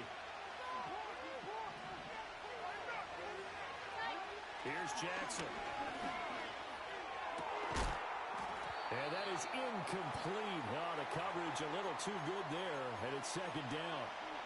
My first thought is surprise, because that's one of the better tight ends around, and I've seen him pull in balls like this before. But how about a little credit to the defense forcing that incompletion? They set up the screen to Martin. And he'll be upended at the 33 following a gain of 3. And guess what? It brings up third down. Good reactions there defensively. That screen was a little slow in developing, and they shut that one down with little gain. To throw is Jackson. Rifles one, and that's going to be intercepted. Picked up on Night Train Lane. And the return here is stopped at the 35-yard line. Well, this had trouble written all over from the start. He's got 2 extra defensive backs in the game he's got to deal with. They're in a dime set. So everywhere he's looking, he's seeing a different color jersey. And sure enough, this one winds up being intercepted. 1st and 10, and kind of tipping their hand at running the ball. 3 tight ends are out there. And that is incomplete. He couldn't hold on through the contact. Brings up 2nd down. Well, that's one way you take away a 1st down as a defender. Make sure you have a little bit of physical play when the ball gets to the receiver. Find a way to jostle it free. They caught him off guard, forced the incompletion. From the shotgun, they run with Smith. They do get a couple, but they'll be left staring at a 3rd and 8 coming up. Defensively, we always know that he is tough in run support, and I think the way that he gets there is he understands what an offense is going to do before the ball's even snapped. A great job of scouting through the game, then reading, reacting, and taking the right path to the ball carrier. And that is incomplete. And the pressure there on 3rd down, forcing the errant pass. 4th down coming up. As soon as I'm put into my apartment And complex, the 14-year trusty veteran able to knock it through, and the Dolphins will add on to their lead. So, Charles, they get to them with their first turnover of the game and then make it hurt a little bit extra with a field goal. And anytime you give the ball up, what's the first thing the coach tells his defense? Don't let them score off of this. You got to put out the fire. In fact, in 2021, that's what one NFL coach termed his defense. The firemen. So go out there, I'm coming guys, out of and don't let them put some points on the I see board. they got this whole apartment complex that look like mine. Here's the Seattle offense ready to get this drive underway. They find themselves down 10-0 early after the interception on their opening drive led to a field goal. So now they've got to pick up the mantle a little bit. You mentioned the team's down 10. They've helped contribute to that. How are they going to get their team back into this ball game? Run the offense that you think is going to be effective and execute it at a high level. What is going on? What the fuck I didn't do? I didn't shit. Now a quick throw into the hands of Jefferson. And he gets this up across the 35 before he's out of bounds. Don't know what's going on. They get 7 out of that, so they're left with a 3rd and 3. With these run-pass options, we often talk about a good quarterback and running back. Well, having a talented wide receiver helps also. Yeah, even coming in 3rd in the discussion, sometimes that means he really should be first, because anyone who's getting the ball in his hands and let them make the big plays downfield. And he is going to have a Seahawks 1st down as they're able to get the 3rd down conversion. And that's a gutsy call there on 3rd and short, because that's a play that's got a good chance of being blown up in the backfield for a big loss of yardage. But nice job out wide to gather in that screen pass, use his blockers well, and pick up the 1st down. Before I left, these motherfuckers is coming out my house. So I get out the car, y'all. I'm so scared. Even though I'm clean, I'm so scared, y'all. I don't know Jackson. And just not enough on the throw there. Down around his feet and incomplete. Y'all in my house. Came up just a little bit short. He said, are you telling him that I said yes? He said, okay, this game starts. What would you say? Maybe he's got to take the governor off of it? Or maybe the donut off the baseball bat. What y'all took him to jail for? Like, what is going on? Like, I'm so just take that little extra weight off of him and start to play freely. What the fuck is going on? Like, there's no way that this is happening. Targeting blitz on the outside, and he's got it complete. And he's got another 1st down as he's brought down at the Dolphins' 29-yard line. A gain there of 21 yards. You almost hear the sigh of relief coming from their sideline and from their point on the field, because this has been a tough start for them thus far. I don't even know what's going on. I don't know, y'all. They needed something good to happen. Plays it out. And he is in for the Seattle touchdown. Because they done took your son to jail. Justin Jefferson, 29 yards. And the Seahawks have got it back to within a score. So then I called my homegirl because I needed a friend.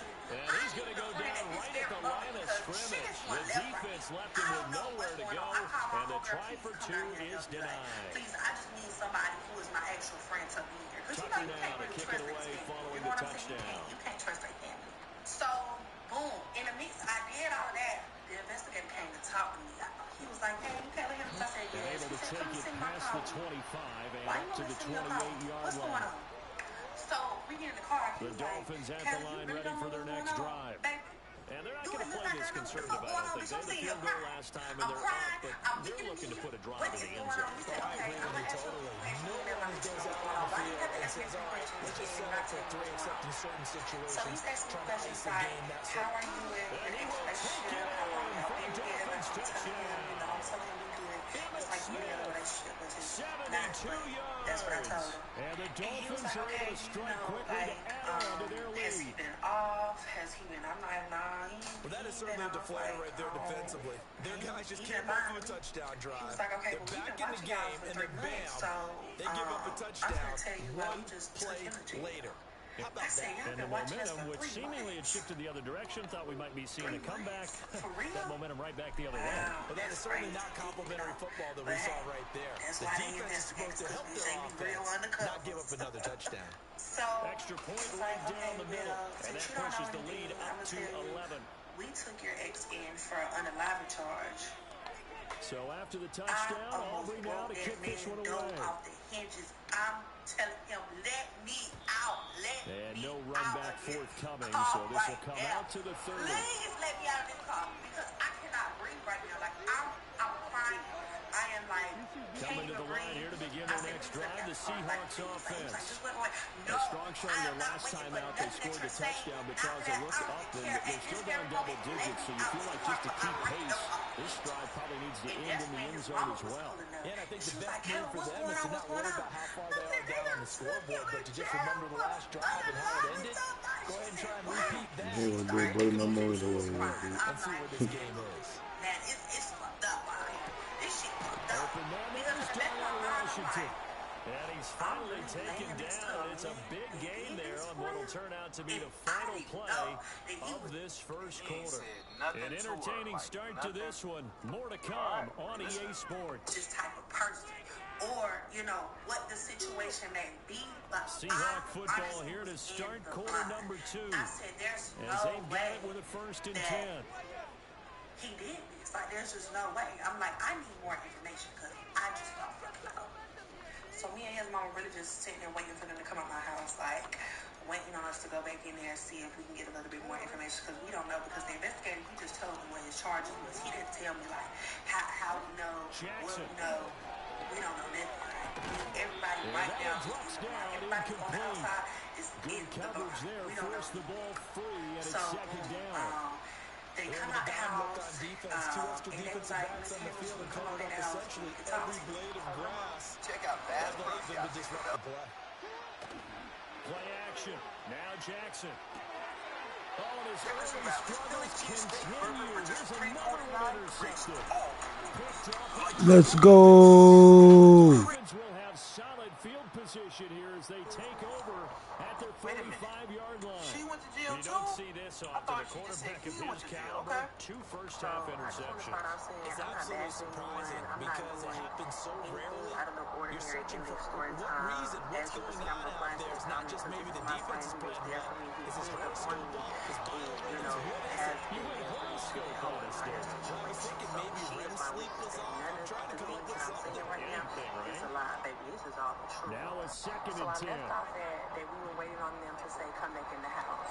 So eventually it took them a good time. I told you this happens early in the morning. Get him down as he's inside the 40. 17 yards on the catch and run. It's a 1st down. So many times in my career I've heard coaches talk about completions are one thing. But as long as we're there at the catch and we get guys on the ground, we can live with that. But if you're going to give up 10, 12, 15 yards after the catch, then your defense is going to be in a lot of trouble. Nowhere to hide this in my apartment. Nowhere. And it'll be 2nd so down. Why would y'all ransack my house like that? But I understand. I get it. So he was showing me the list. He was like, this is what we found in the apartment. You know, this is what we're taking. Yada, yada, yada. I'm like, okay, cool. I said, what about the money? That's what I need to know about. I don't care about nothing else. What about the money? So he was like, okay, well, I'm going to call you tomorrow, and I'm just going to come down to the chains again as the tackle's going to be made at the Seahawks 24-yard line. It was a setup. They don't need to run so another play my here friend was before Everybody packed me back, coming to stay at my house. I don't want you to be here all alone because I really had nobody. Like, I did not want to stay in that house. They already busted it all down. I couldn't do it. So the next day, which would be December 8th, the man called me like he said he would. He said, hey, Miss Hammonds, I'm just calling you in regards to your money. Could you come down to the headquarters and we can talk about this? In my mind, I've never So the shotgun snap to Allen. He yeah, finds Smith out of the backfield. I went back. Really, working.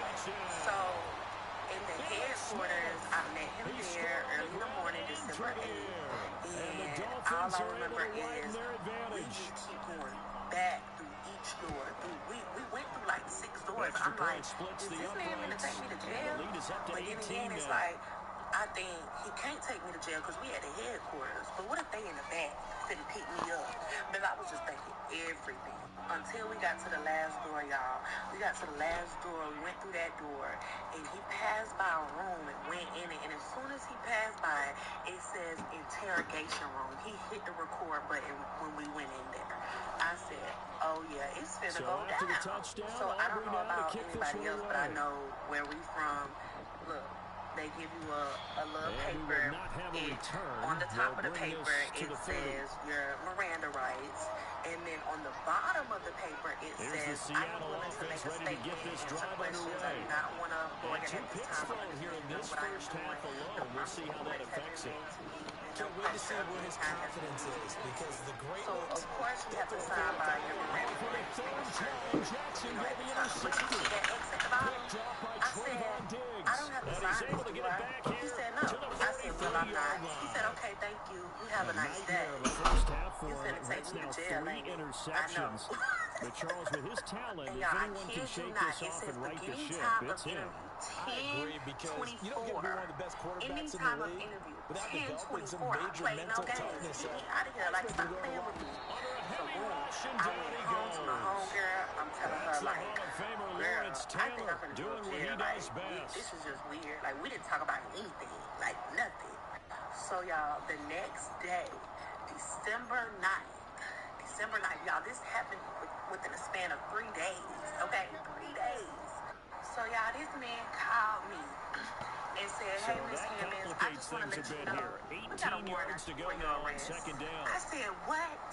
I literally dropped down to my knees, and I said, this cannot be real right now. Like, why are you taking me to jail? He said, all the drugs in your home, we are going to charge you with. I said, what? Really? Like, that's what we do? Didn't quite get it to the marker, but now had drugs in the house too? I thought it was just a murder. The offensive coordinator, some you money. Looking at that section a heck of a lot better than trying to figure out 3rd and long. Okay, cool. So y'all, my homegirl is my weakness right here. Like, I was to pass out. Like, I could not breathe. Like, this is somebody who never went to jail in his life. Like, what is going on right now? There's no way that they got a warrant out for my arrest. Like, it just seems like I really got to turn myself into jail. For real. So I'm calling all his homeboys. I'm like, look, they telling me that I got to go to jail. Like, y'all just tell me, because I'm not going to pay for shit. Like, I'm not paying for no bond. I'm not doing none of this. Like, y'all is going to help me out because I didn't put myself in this situation. Y'all motherfuckers gonna help me. And they was like, okay, Kelly, we got you, because they know a bond's me down where we from. So they was like, we're going to look up your charges and stuff like that. Boom, looked up my charges. They charged me for P-WID. And if you know what P-WID is, then you know possession with intent to distribute. It was either more or less than 10 pounds. I don't know. Something like that. But yeah, some bullshit. I'm like, y'all really think I'm trying to distribute this shit? Like, do I look like that, y'all? Like, I'm just a girl. So, boom, they was telling me to turn yourself in early in the morning, like 4 o'clock in the morning, for the first court date. And how about that for just running out the clock? And then you can go home, so you ain't got to be sitting for days and days and days and stuff like that. So, boom, my homegirl, she took me down there. We was crying in the parking lot. We was just like, I cannot believe, like, I got to turn myself in. Like, I'm really going to jail. For real. Like, this junk is real. Like, are you serious? But it's like, I was messing around with this man, so, you know, let's just get this over with so I can put all this behind me. So, boom, y'all, I went in jail. Turned myself in real early in the morning. attorney, the cops talked about, you know, these some serious charges. I'm like, please, not right now. Please don't tell me that right now. Like, I can't handle this right now. Leave me alone. Like, I know what I'm here for. Please leave me alone. So, boom. Went in there to the wood shot, sat in there, waiting for the 9 o'clock hearing. Went to the 9 o'clock hearing. She said, Kim, you ain't got nothing on your rap sheet. I'm just giving you a PR bond. You can go home. Thank the Lord. Thank you. I'm going home. I was the only one in my group to go home. And I thank that lady so much because, baby, I could not. Listen, jail is not for me. It's not for me. Y'all, I got out. I went back to my homegirl house, right? This is where things go left again. Like, mind you, this is in the span of 3 days. 3 days, y'all. 3 days. That's it. So that night, y'all, this girl sent me a picture on Snapchat of her belly, a pregnant belly. And that's it. The Seahawks trailing, but they will have possession first here as we resume action in the third quarter. And no return forthcoming. It'll be a touchback. And the third quarter will start from the 30. He ain't tell me what, bitch. What? Here's the Seattle offense ready to get this drive underway. I'm going to let him and you tell have to think, Charles, down 3 scores already. They need to play almost perfect second half to have a solid chance. I was shocked because I'm like, ain't no way I just put together a touchdown drive here. They need to be Second of smart. all, ain't no way. Get the ball to the end zone and do it again multiple times in order to have a chance to win this game. No way. Not quite a first down just yet as they come up on second and less than a yard. Is this camera on me? Because I feel like I'm being pranked Jefferson right to now. target. This cannot be real. And the play goes I'm nowhere. laying on Losing phone waiting yards on him to back call. near the Because if I 40 at could the call the jail, 39. if that jail, This I would go offense to in jail. desperate need of a conversion as What they is she come up talking on about? Like, third I'm down. in the blind right now. I'm still in the blind. Like, what is going on?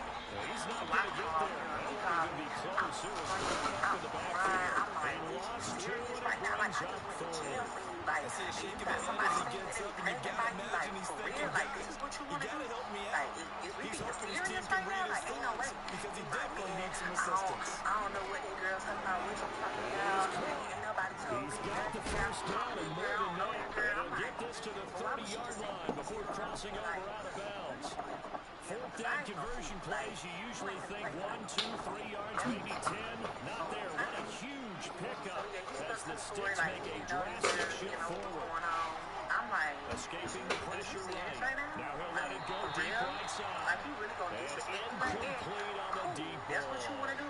Be my I'm guest. sure it was a tough halftime trying to y'all. figure out some strategy to get things going. Trailing by a lot when they went into the locker room. Yada, yada, yada. He's just trying every avenue to spark his team back here and to forth begin on the third quarter. We was throwing subliminals at each other, of course. And it's like, I can't really do nothing to the man because he in jail. But I was cussing him out. His pass is intercepted for the 4th time today. I was kind of over the situation because it's like, you really making a fool out of me right now. So where I left off on the last part was the girl told me that she was pregnant by a not supposed to be man. He telling me you don't know this girl. That's where we left off at, okay? So we throwing subliminals back and forth, me and the girl on the internet, you know, a little childish ass shit, you know what I'm saying? Shit that really I should have never did, but I did it anyways. But yeah, so we was just doing that back and forth on the internet. She talking shit about me, I'm talking shit about her, and we just going at it. He telling me on the phone, like, I don't know why this girl keep doing this to you. I don't know, like.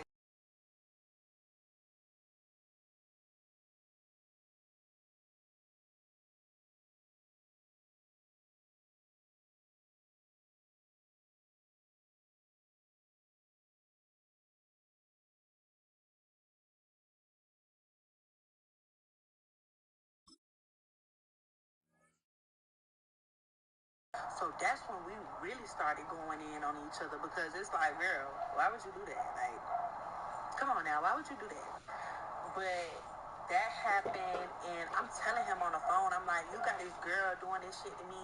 He was like, what? She did what? Like, boy, you know what the fuck this bitch done did. Like, stop playing with me on this motherfucking phone. But y'all, I was just so young, and I was just so naive, like, literally freshly 21. You know what I'm saying? I never went through this situation ever. Like, I never had a man who I was with for years, and everybody knew that I was with this man. Everybody knew that. So people trying to say, like, oh, nobody knew that. Everybody knew that I was with this man. We lived together. Like, come on now. So he keep telling me, like, he don't know that if baby mama or whatever. He don't know. He never had any dealings with her, whatever the case may be. So one of his court dates come up, I guess like for a hearing or I forgot what they call it, but one of his court dates come up. And this is the time where the court date was on the Zoom. So he had a court date on the Zoom, and I'm on the Zoom with his mama, and I think it was his dad or something like that. Y'all, why the fuck this girl is on the Zoom too? At that very moment, I got off the Zoom. I literally, y'all, I'm not even gonna lie to you, I cussed his mama out, and his mama had like, she didn't know what was going on. Really, y'all, his mama was really playing both sides, but baby, that's neither here or there. You could have never played me. Like, you were the least of my worries. You know what I'm saying? And his mama talking about, I don't know what's going on. You know what's going on. You know exactly what's going on. Like, stop trying. Shout out to moms, man. Moms don't. They sons. It's weird because it's like daughters and they sons. I mean, daughters and they moms. Like, that relationship be weird, but moms and they sons. Moms be having a son back. I'm trying to play. I ain't gonna be playing these games going back and forth with you for real. Like, I'm just done with this shit. Y'all can have this shit. I'm no longer in this situation. I don't want to be in this situation. I don't want to deal with this man no more. I'm leaving. Because it's just like, y'all, I know a lot of women stay with men who cheat on them, but cheating is one thing.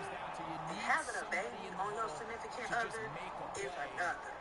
And it's like, that's something that I would ever stay with a man if he done did that to me. I would never stay with a man who had a baby on me, ever. I don't even care. So, as soon, I guess when the court hearing was finished, he called me like, why you hung up? Like, why you wasn't on the Zoom? I was like, you had somebody there for you. Like, what do you need me for? Like, I don't want to be in this situation no more. I'm done with it. Like, you can go do whatever you doing, talking to whoever you talking to, but me and you, like, we are finished at this very moment. And he's still like, man, I don't know what's going on. I don't know what you're talking about. I don't know why she was there. I don't know what my mama and my daddy done told her. I don't know. When really, the whole time, you probably motherfucking told the bitch. Like, come on now. Ain't nobody fucking stupid. So, in between that day, we had our last conversation to where we never spoke again. And I told him, like, look, I'm 21 years old. I have a full life ahead of me. Like, I'm not going to sit here and wait on you. You literally have an unaliving charge. They telling you that they finna try to put you up under the jail. I'm not going to be sitting here waiting on you. On top of that, I'm not going to wait on somebody who had a child on me. You know what I'm saying? Like, that's the most disrespectful thing that you could ever do to somebody. And then you're playing both sides. You know what I'm saying? So that's when he really just broke it down. He was like, I'm going to tell you this. I did this with her. I've seen her a few times. And, you know, one thing led to another. I told her I didn't want a baby, but I guess she having a baby anyways. Something about he paid her to get rid of the baby or whatever the case may be. I don't know the situation, but this is just what he telling me. And honestly, I was at that moment, I'm like, I really don't even give a fuck. Like, it's too late. It's too late because you done waited this long, and I've been asking you, like, what's up? Like, is this true? Like, and you steady, like, just trying to strap me along, and I'm not with it, for real. So, boom, we stopped all contact. I stopped answering the phone for him because I don't even have time for you right now. I blocked his mama, I blocked his family members, I blocked everybody on the girl's side because it's like, I'm better than this. You know what I'm saying? As a woman, I am better than this situation. And I have so much life ahead of me that I cannot keep sitting here dealing with this shit because this is really some bullshit right now.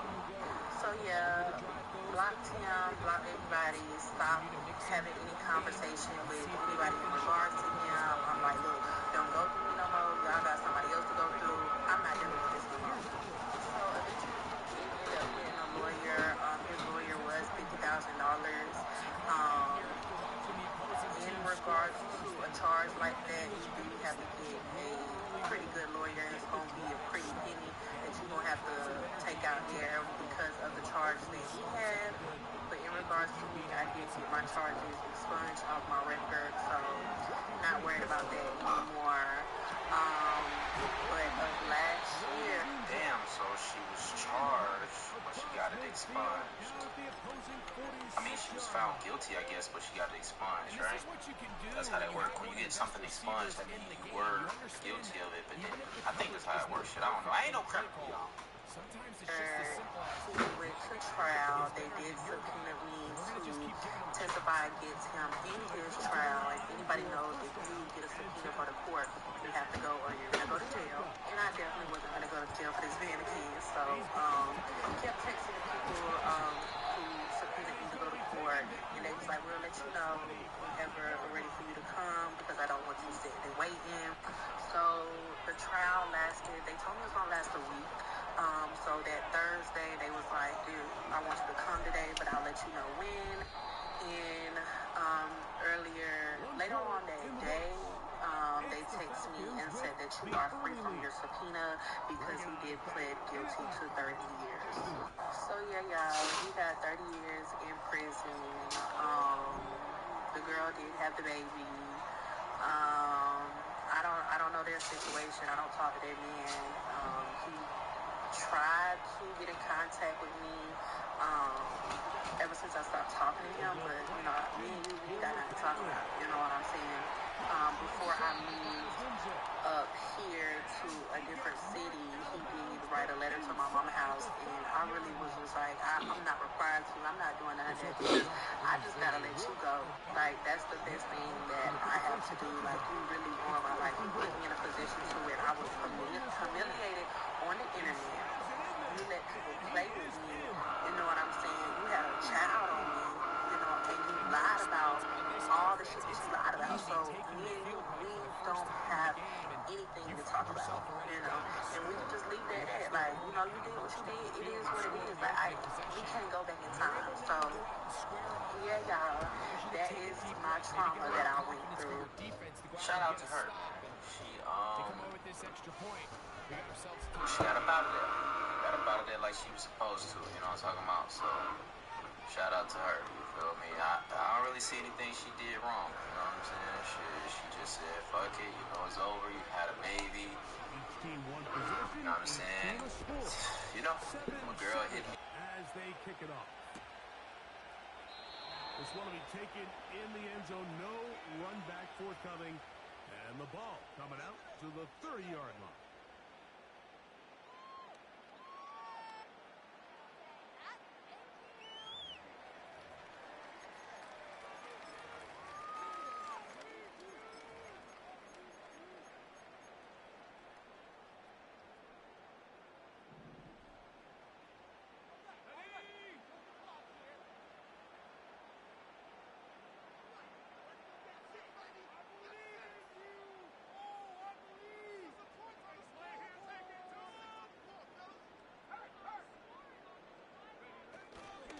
The drive begins with a carry by Jones. And finds some daylight.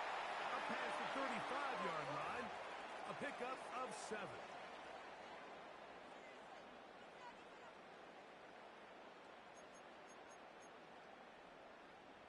Here's a 2nd and 3 forthcoming.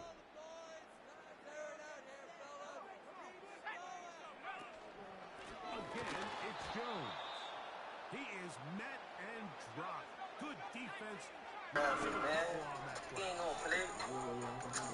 Could be a million BB guns around me.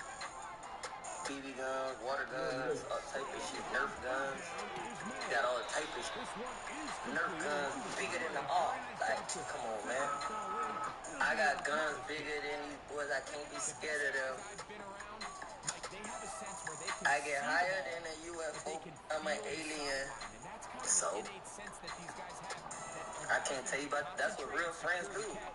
Real friends tell you about yourself. I'm a real friend. For real, I'm his realest friend he got, still to this day. That's crazy. I'm his realest friend he got still to this day, and I don't even do. That's how real I am. Cause I'm gonna let you know when you like, I be DMing dude all type of, like, bruh, like, why you on live smoking? going high. Like, you tripping. Them boys scared to be cut off, so they would never tell a empower about themselves. A lot of them don't even tell me about myself, but I peep that, you know what I'm saying? And I make sure I get my homeboys to the point where you're not my homeboy if you're not going to tell me about myself, you know what I'm saying? Really, I don't look at you as a dog. You an associate. If you scared that, damn, I can't tell Jack, not right now, he gonna cut me off. Nah. Scared to be cut off. Even females, all that. I ain't scared to lose nobody in this world. I'm gonna tell you about yourself. For sure, you can't be scared to lose no female. You can't be scared to lose no friend, no family member, nobody. Like, it's like, bruh, if I can't tell you about yourself, why is we even around each other, man? Ain't no point of being around each other if I can't tell you about yourself. Real shit. Ain't no point of you being around me if you gonna just watch me crash. I don't give a you agreeing to everything I say. You just gonna watch me crash? You gonna watch me self-destruct? And you be watching that shit. You be watching a lot of stuff, man. I'm the homeboy. I'm like, bitch, I'm going to vibe up, cause I'm gonna be like, I ain't gonna lie, we lame vibing right now. We gotta go do something else. I'm gonna be like, bruh, let's go get around some hoes. There's too much niggas right now. I'm that homeboy, man. I'm the homeboy that's gonna be like, club, let's stay inside, fam. Let's get on the game. I'm that homeboy. Say where the beef is. I'm not beefing with nobody in the world. I just don't with you. And then that's the difference. I don't beef with niggas. Hell no. I ain't beefing with nobody. No. Hell no. Cause a lot of niggas that I be beefing with on the internet, when I see them in person, it don't be the same energy. So it's like, why beef? A lot of niggas or a lot of their entourage and friends, they be, you see them in person, they act like we ain't even beefing. Say y'all be petty it was petty. Petty no more. They say, we got one last song coming out on my next album, I Can't Do No Wrong. And the only reason I'm putting it on it, cause I can't do no wrong. I was never gonna drop it. It's like that. We is not like Lilo and Stitch. Say it's been years, let it go. You don't know what the be going on out here. You're lost, man. For you it's been years. For us it's been weeks. It's only been 2 weeks. They say, well, you have a song called that I thought you were beefing. You called him out for 6ix9ine. Mr. Sued Yak. That boy sued me, man. It's public record, man.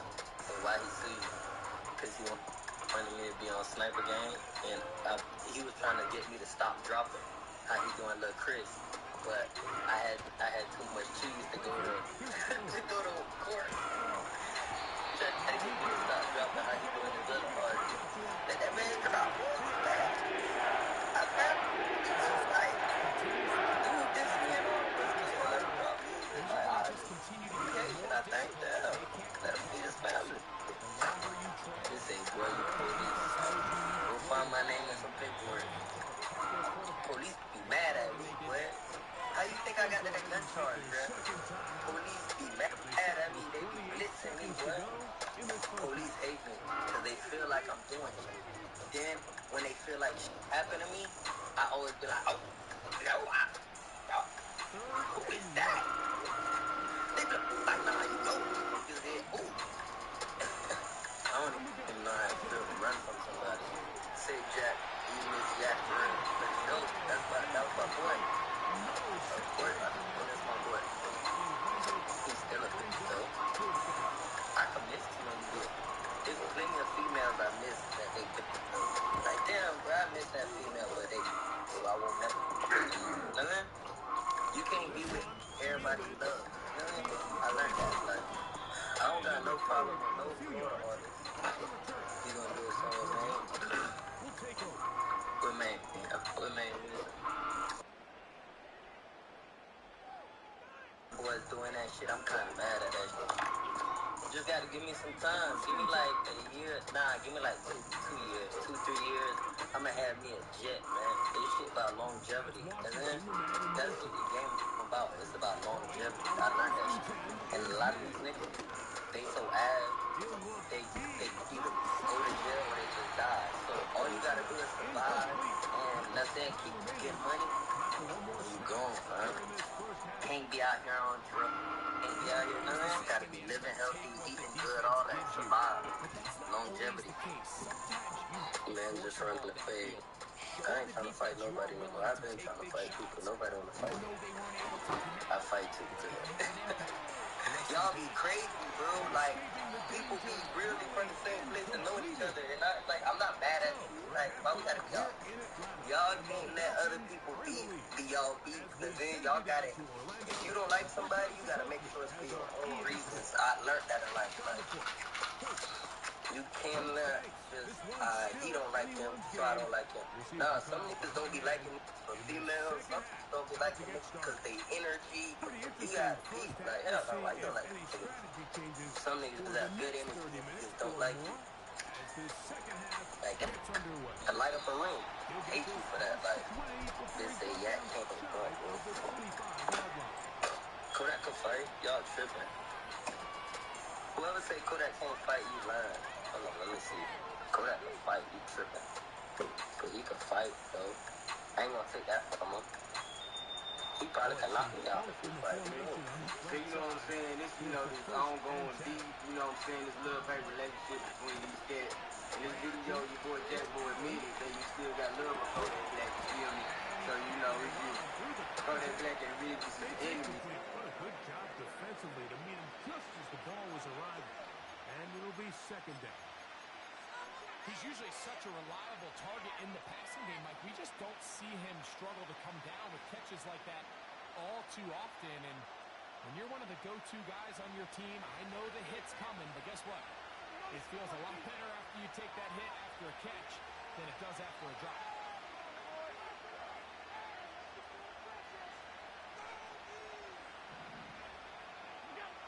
Allen to throw on second down. And it's going to be intercepted. It's the safety, Kyle Hamilton. And his offense is going to be all set up with a short field and a chance to extend their lead. Well, Mike, I think it's pretty clear.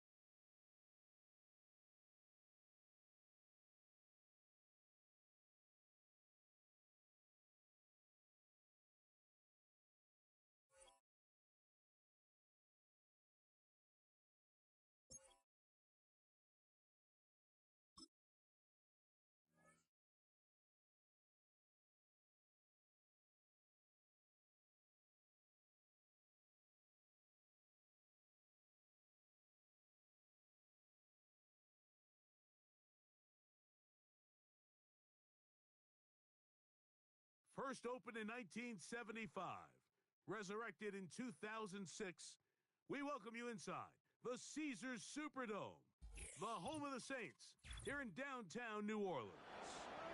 So good to have you on board with us, Mike Tirico, Greg Oates in here. Greg, you look at the marquee, and it's a lot of offensive stars here. I'm looking at the other side. Defense is going to show up here if you want to battle to win. Yeah, I think the burden, of course, lies on the players. Particularly the fellas in the secondaries. Both of these teams, they're going to have moments where they got to win one-on-one. As you said, against some of the top defensive players in the league. But I also feel like there's a lot on the shoulders of this defensive coordinator. Can you change up coverages, change up looks, make it difficult pre and post-snap, not only on these wide receivers and skill players, but also on the guy with the ball in his hands, calling the shots, playing quarterback. With clothing, I can help with diapers. Please let me help. One of my friends was there. Her name's Kimberly McLeod. She said, Jay, just get the help. You need it right now. I said, one night, only one night. And when she didn't return my call, I told her that I was going to call the police and report my daughter missing if she didn't produce my child. And so when did the She was supposed to be returned to me yesterday by 6 p.m. So the day before. Gonna take the steps to make sure that nothing like this happens to this child again. So we really appreciate your help, okay? Alright, what's up with it, y'all? So look, man, I'm back again with another video, right? And look, today this video is about a young lady who is accused of allegedly trying to get rid of her baby for $500.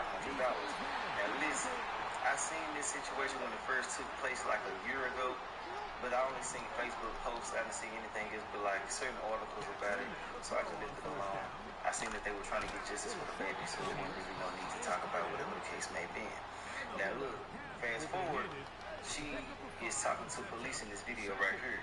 Now I don't know exactly what led up to the whole situation, but this is why we're here anyways, to check it out and see the sequence of events. But I do want to say, man, I sympathize with anybody out there that's going through anything mentally and spiritually when it comes to having a child, and financially as well, because it's hard out here. And I just want to let y'all know that I sympathize with y'all, you know, people who have postpartum and different things like that. I commend y'all for sticking it through and trying y'all best in y'all trying times. But those parents out there who really just be full of shit, don't have nothing going for themselves, not even trying, don't even give a damn about their kids. I know it is a difference in between both of those. So if we move into this story and they giving me certain vibes, I'm gonna say certain shit. If you don't like it, I can understand that, but I really don't give a damn. I gotta keep it all the way 100. I'm gonna call her ace a ace and a spade a spade. If she out here really being a deadbeat, we gonna call it out. But we don't know exactly what took place until we get up into this video. So let's do that. But before we do, I want all my supporters out there, if you're rocking with the channel, make sure y'all hit that like button. I know a lot of y'all watching on TV too. If you can't hit the like button, then I understand that. But if you're a supporter with your phone in your hand, make sure y'all start hitting that like button, leaving a comment. If you're not doing that, then YouTube not gonna really show y'all the videos and stuff like that. So if you want to stay locked in with me, just do that. Hit the like button, leave a comment or something like that if you want to. Also, make sure you add out my social medias: Facebook, Snapchat, Instagram, second and third YouTube channel, and all of that gonna be in the comment section. And yeah, man, you know, that's all I gotta say. I hope that everything is okay with you and your family. I wish y'all nothing but the best. And yeah, man, I'm sending y'all nothing but peace, blessings, and prosperous energy y'all way. And when I say that, I'm strictly talking to those who say it back to me in return, and to those who reciprocate the same energy back to me, who just can't say it back for whatever reason as of now. But let's get into it and see what the hell's going on with this.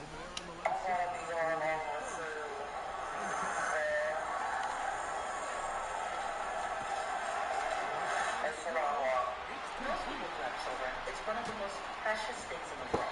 It's priceless. But a Florida mom is accused of putting a price tag on her own baby.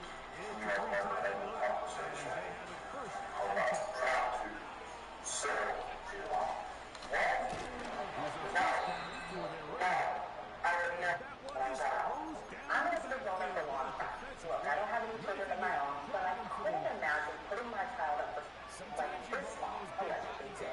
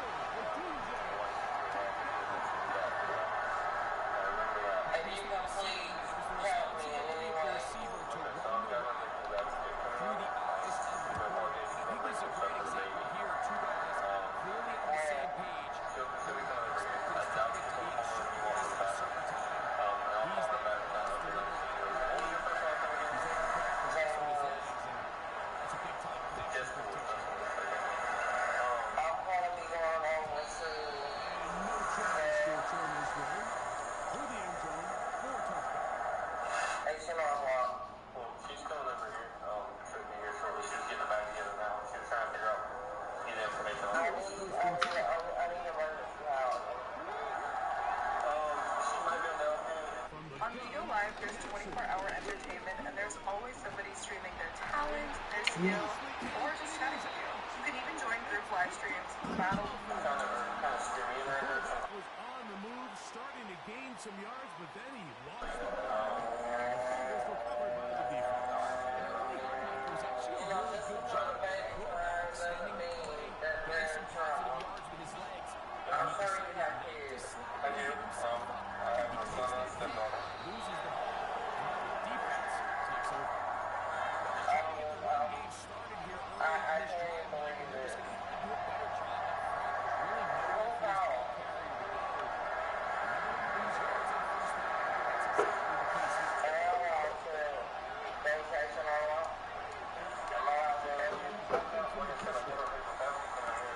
here.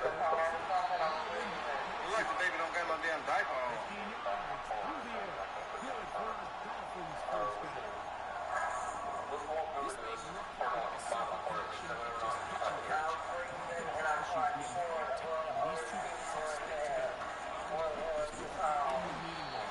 She sound like she drunk or high or something.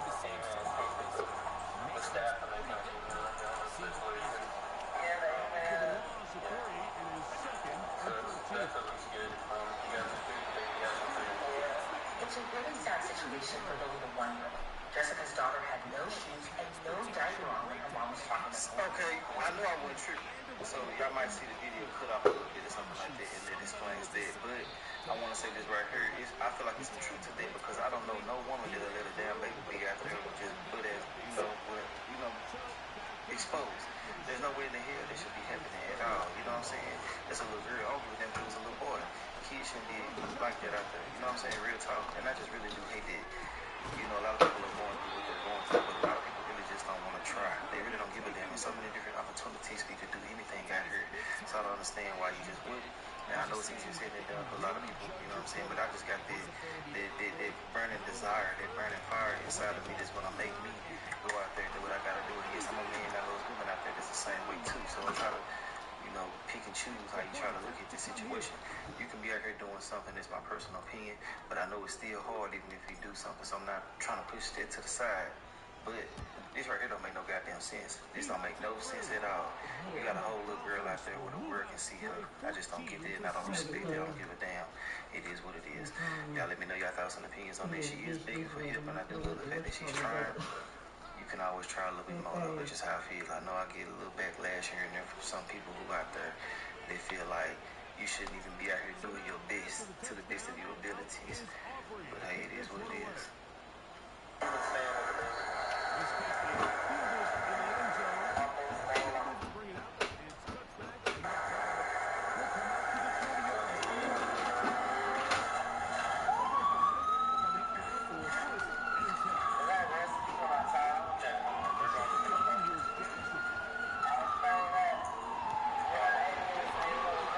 You got something for that, right?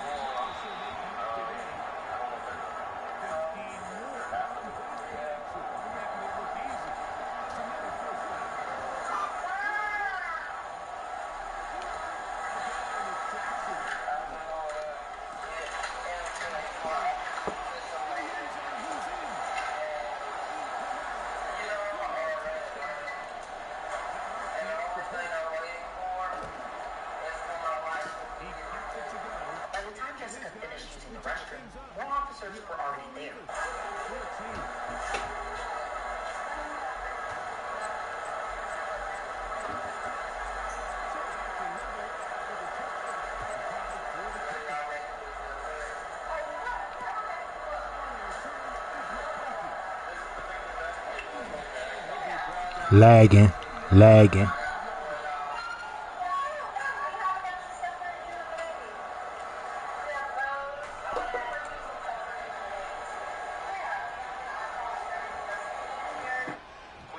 Was bleeding from his butt. His rear end had just scraped hard against the...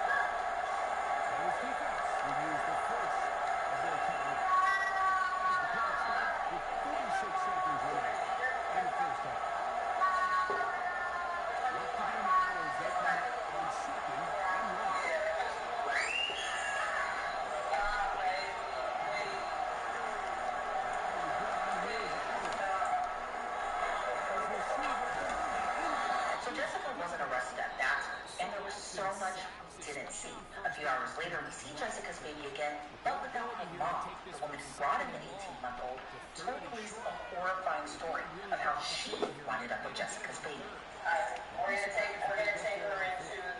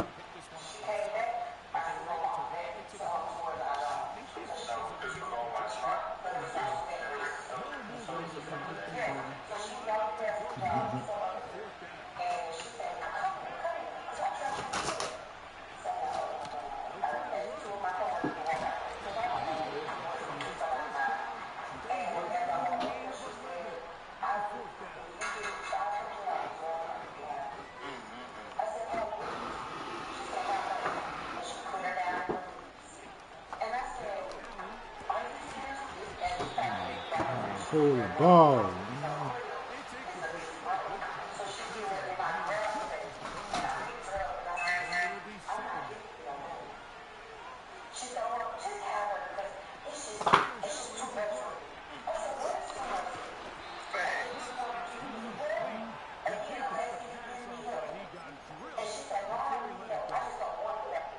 It's terrible to imagine one of the babies for $500.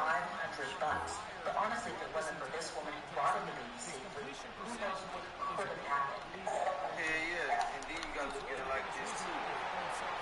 I can't. Shit, it's hard to say.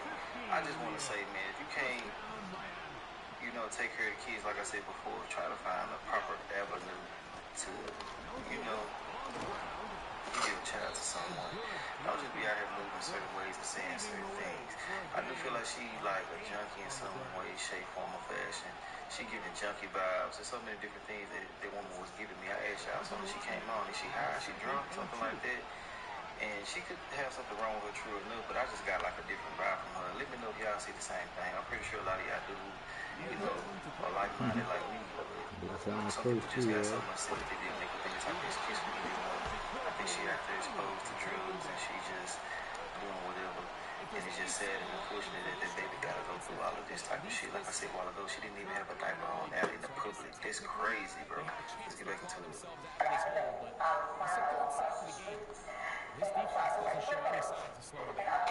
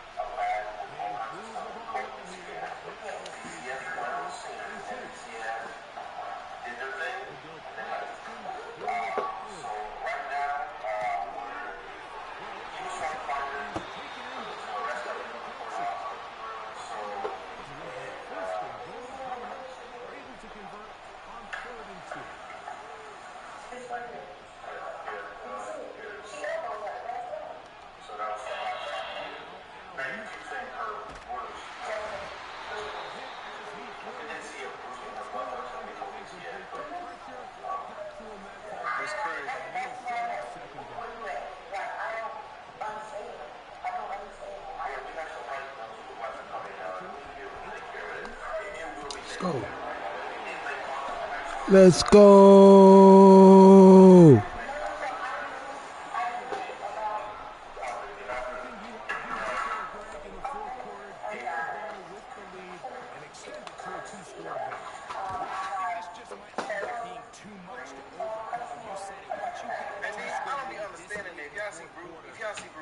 Certain things that let you know something ain't right, it should be something done immediately, like instantaneously. There's no way you should be waiting around and having to talk to different people and different things like that. If you get the certain signs, well, I gotta put it like this because things do happen. Let me try to, damn boy, my emotions trying to get to me. That's something I cannot be doing. You know what I'm saying? With a platform, I gotta, think clearly. Damn, something can happen. Anything can happen. Accidents happen and things like that. But damn, bro, with the circumstances of the situation and you see certain shit, I feel like y'all should go ahead and execute right then and there. It just don't make no sense to me to have to go through all this extra shit. But I can't understand it on the other side. You gotta do the proper things to make sure you're doing the right things. Because the law is the law. I feel as though another thing. So yeah, shit. I see where they're coming from. I don't understand, but I see it. I get it. Damn, I guess I do. Man, shit, y'all get what I'm coming from. Let's go.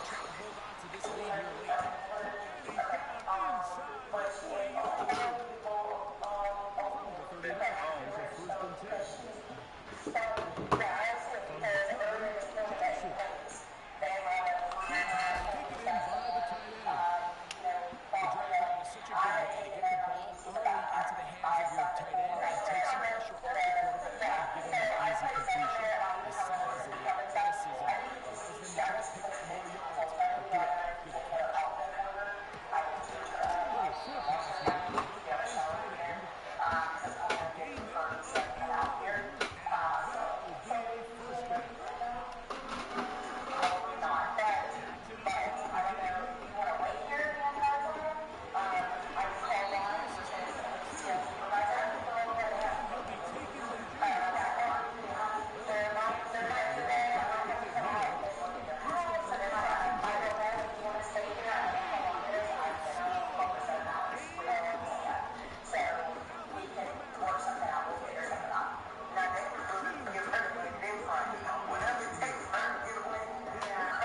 No. Good point. The difference is just 3. A field goal here in the fourth quarter. So they've cut into the lead. Now just a field goal behind as they kick it off. On the return is McConkey. And he'll be brought down past the 25. Decent field position to start this drive. So they come to the line for first down and 10.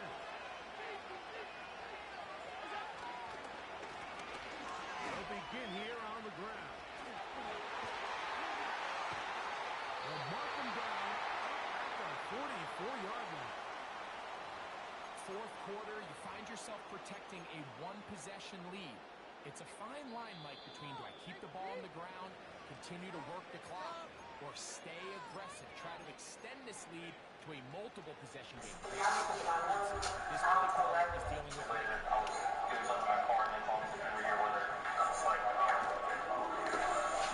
Jessica's baby was ultimately turned over to the Department of Children and Families.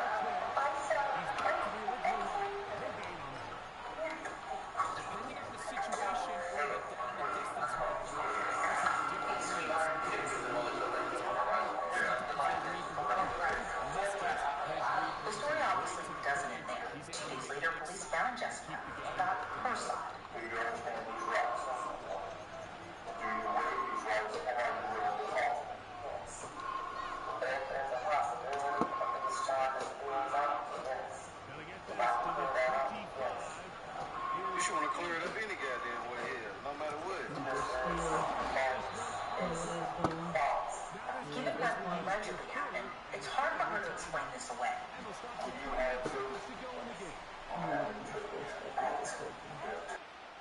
So, a big one coming for their veteran kicker. This to stretch the lead to more than a field goal. And this one, right down the middle. It's good. So it is still a one-score game. A little more breathing room now. To the kickoff team, and the final minute as they kick it away. And no chance to return this one. Through the end zone, for a touchdown.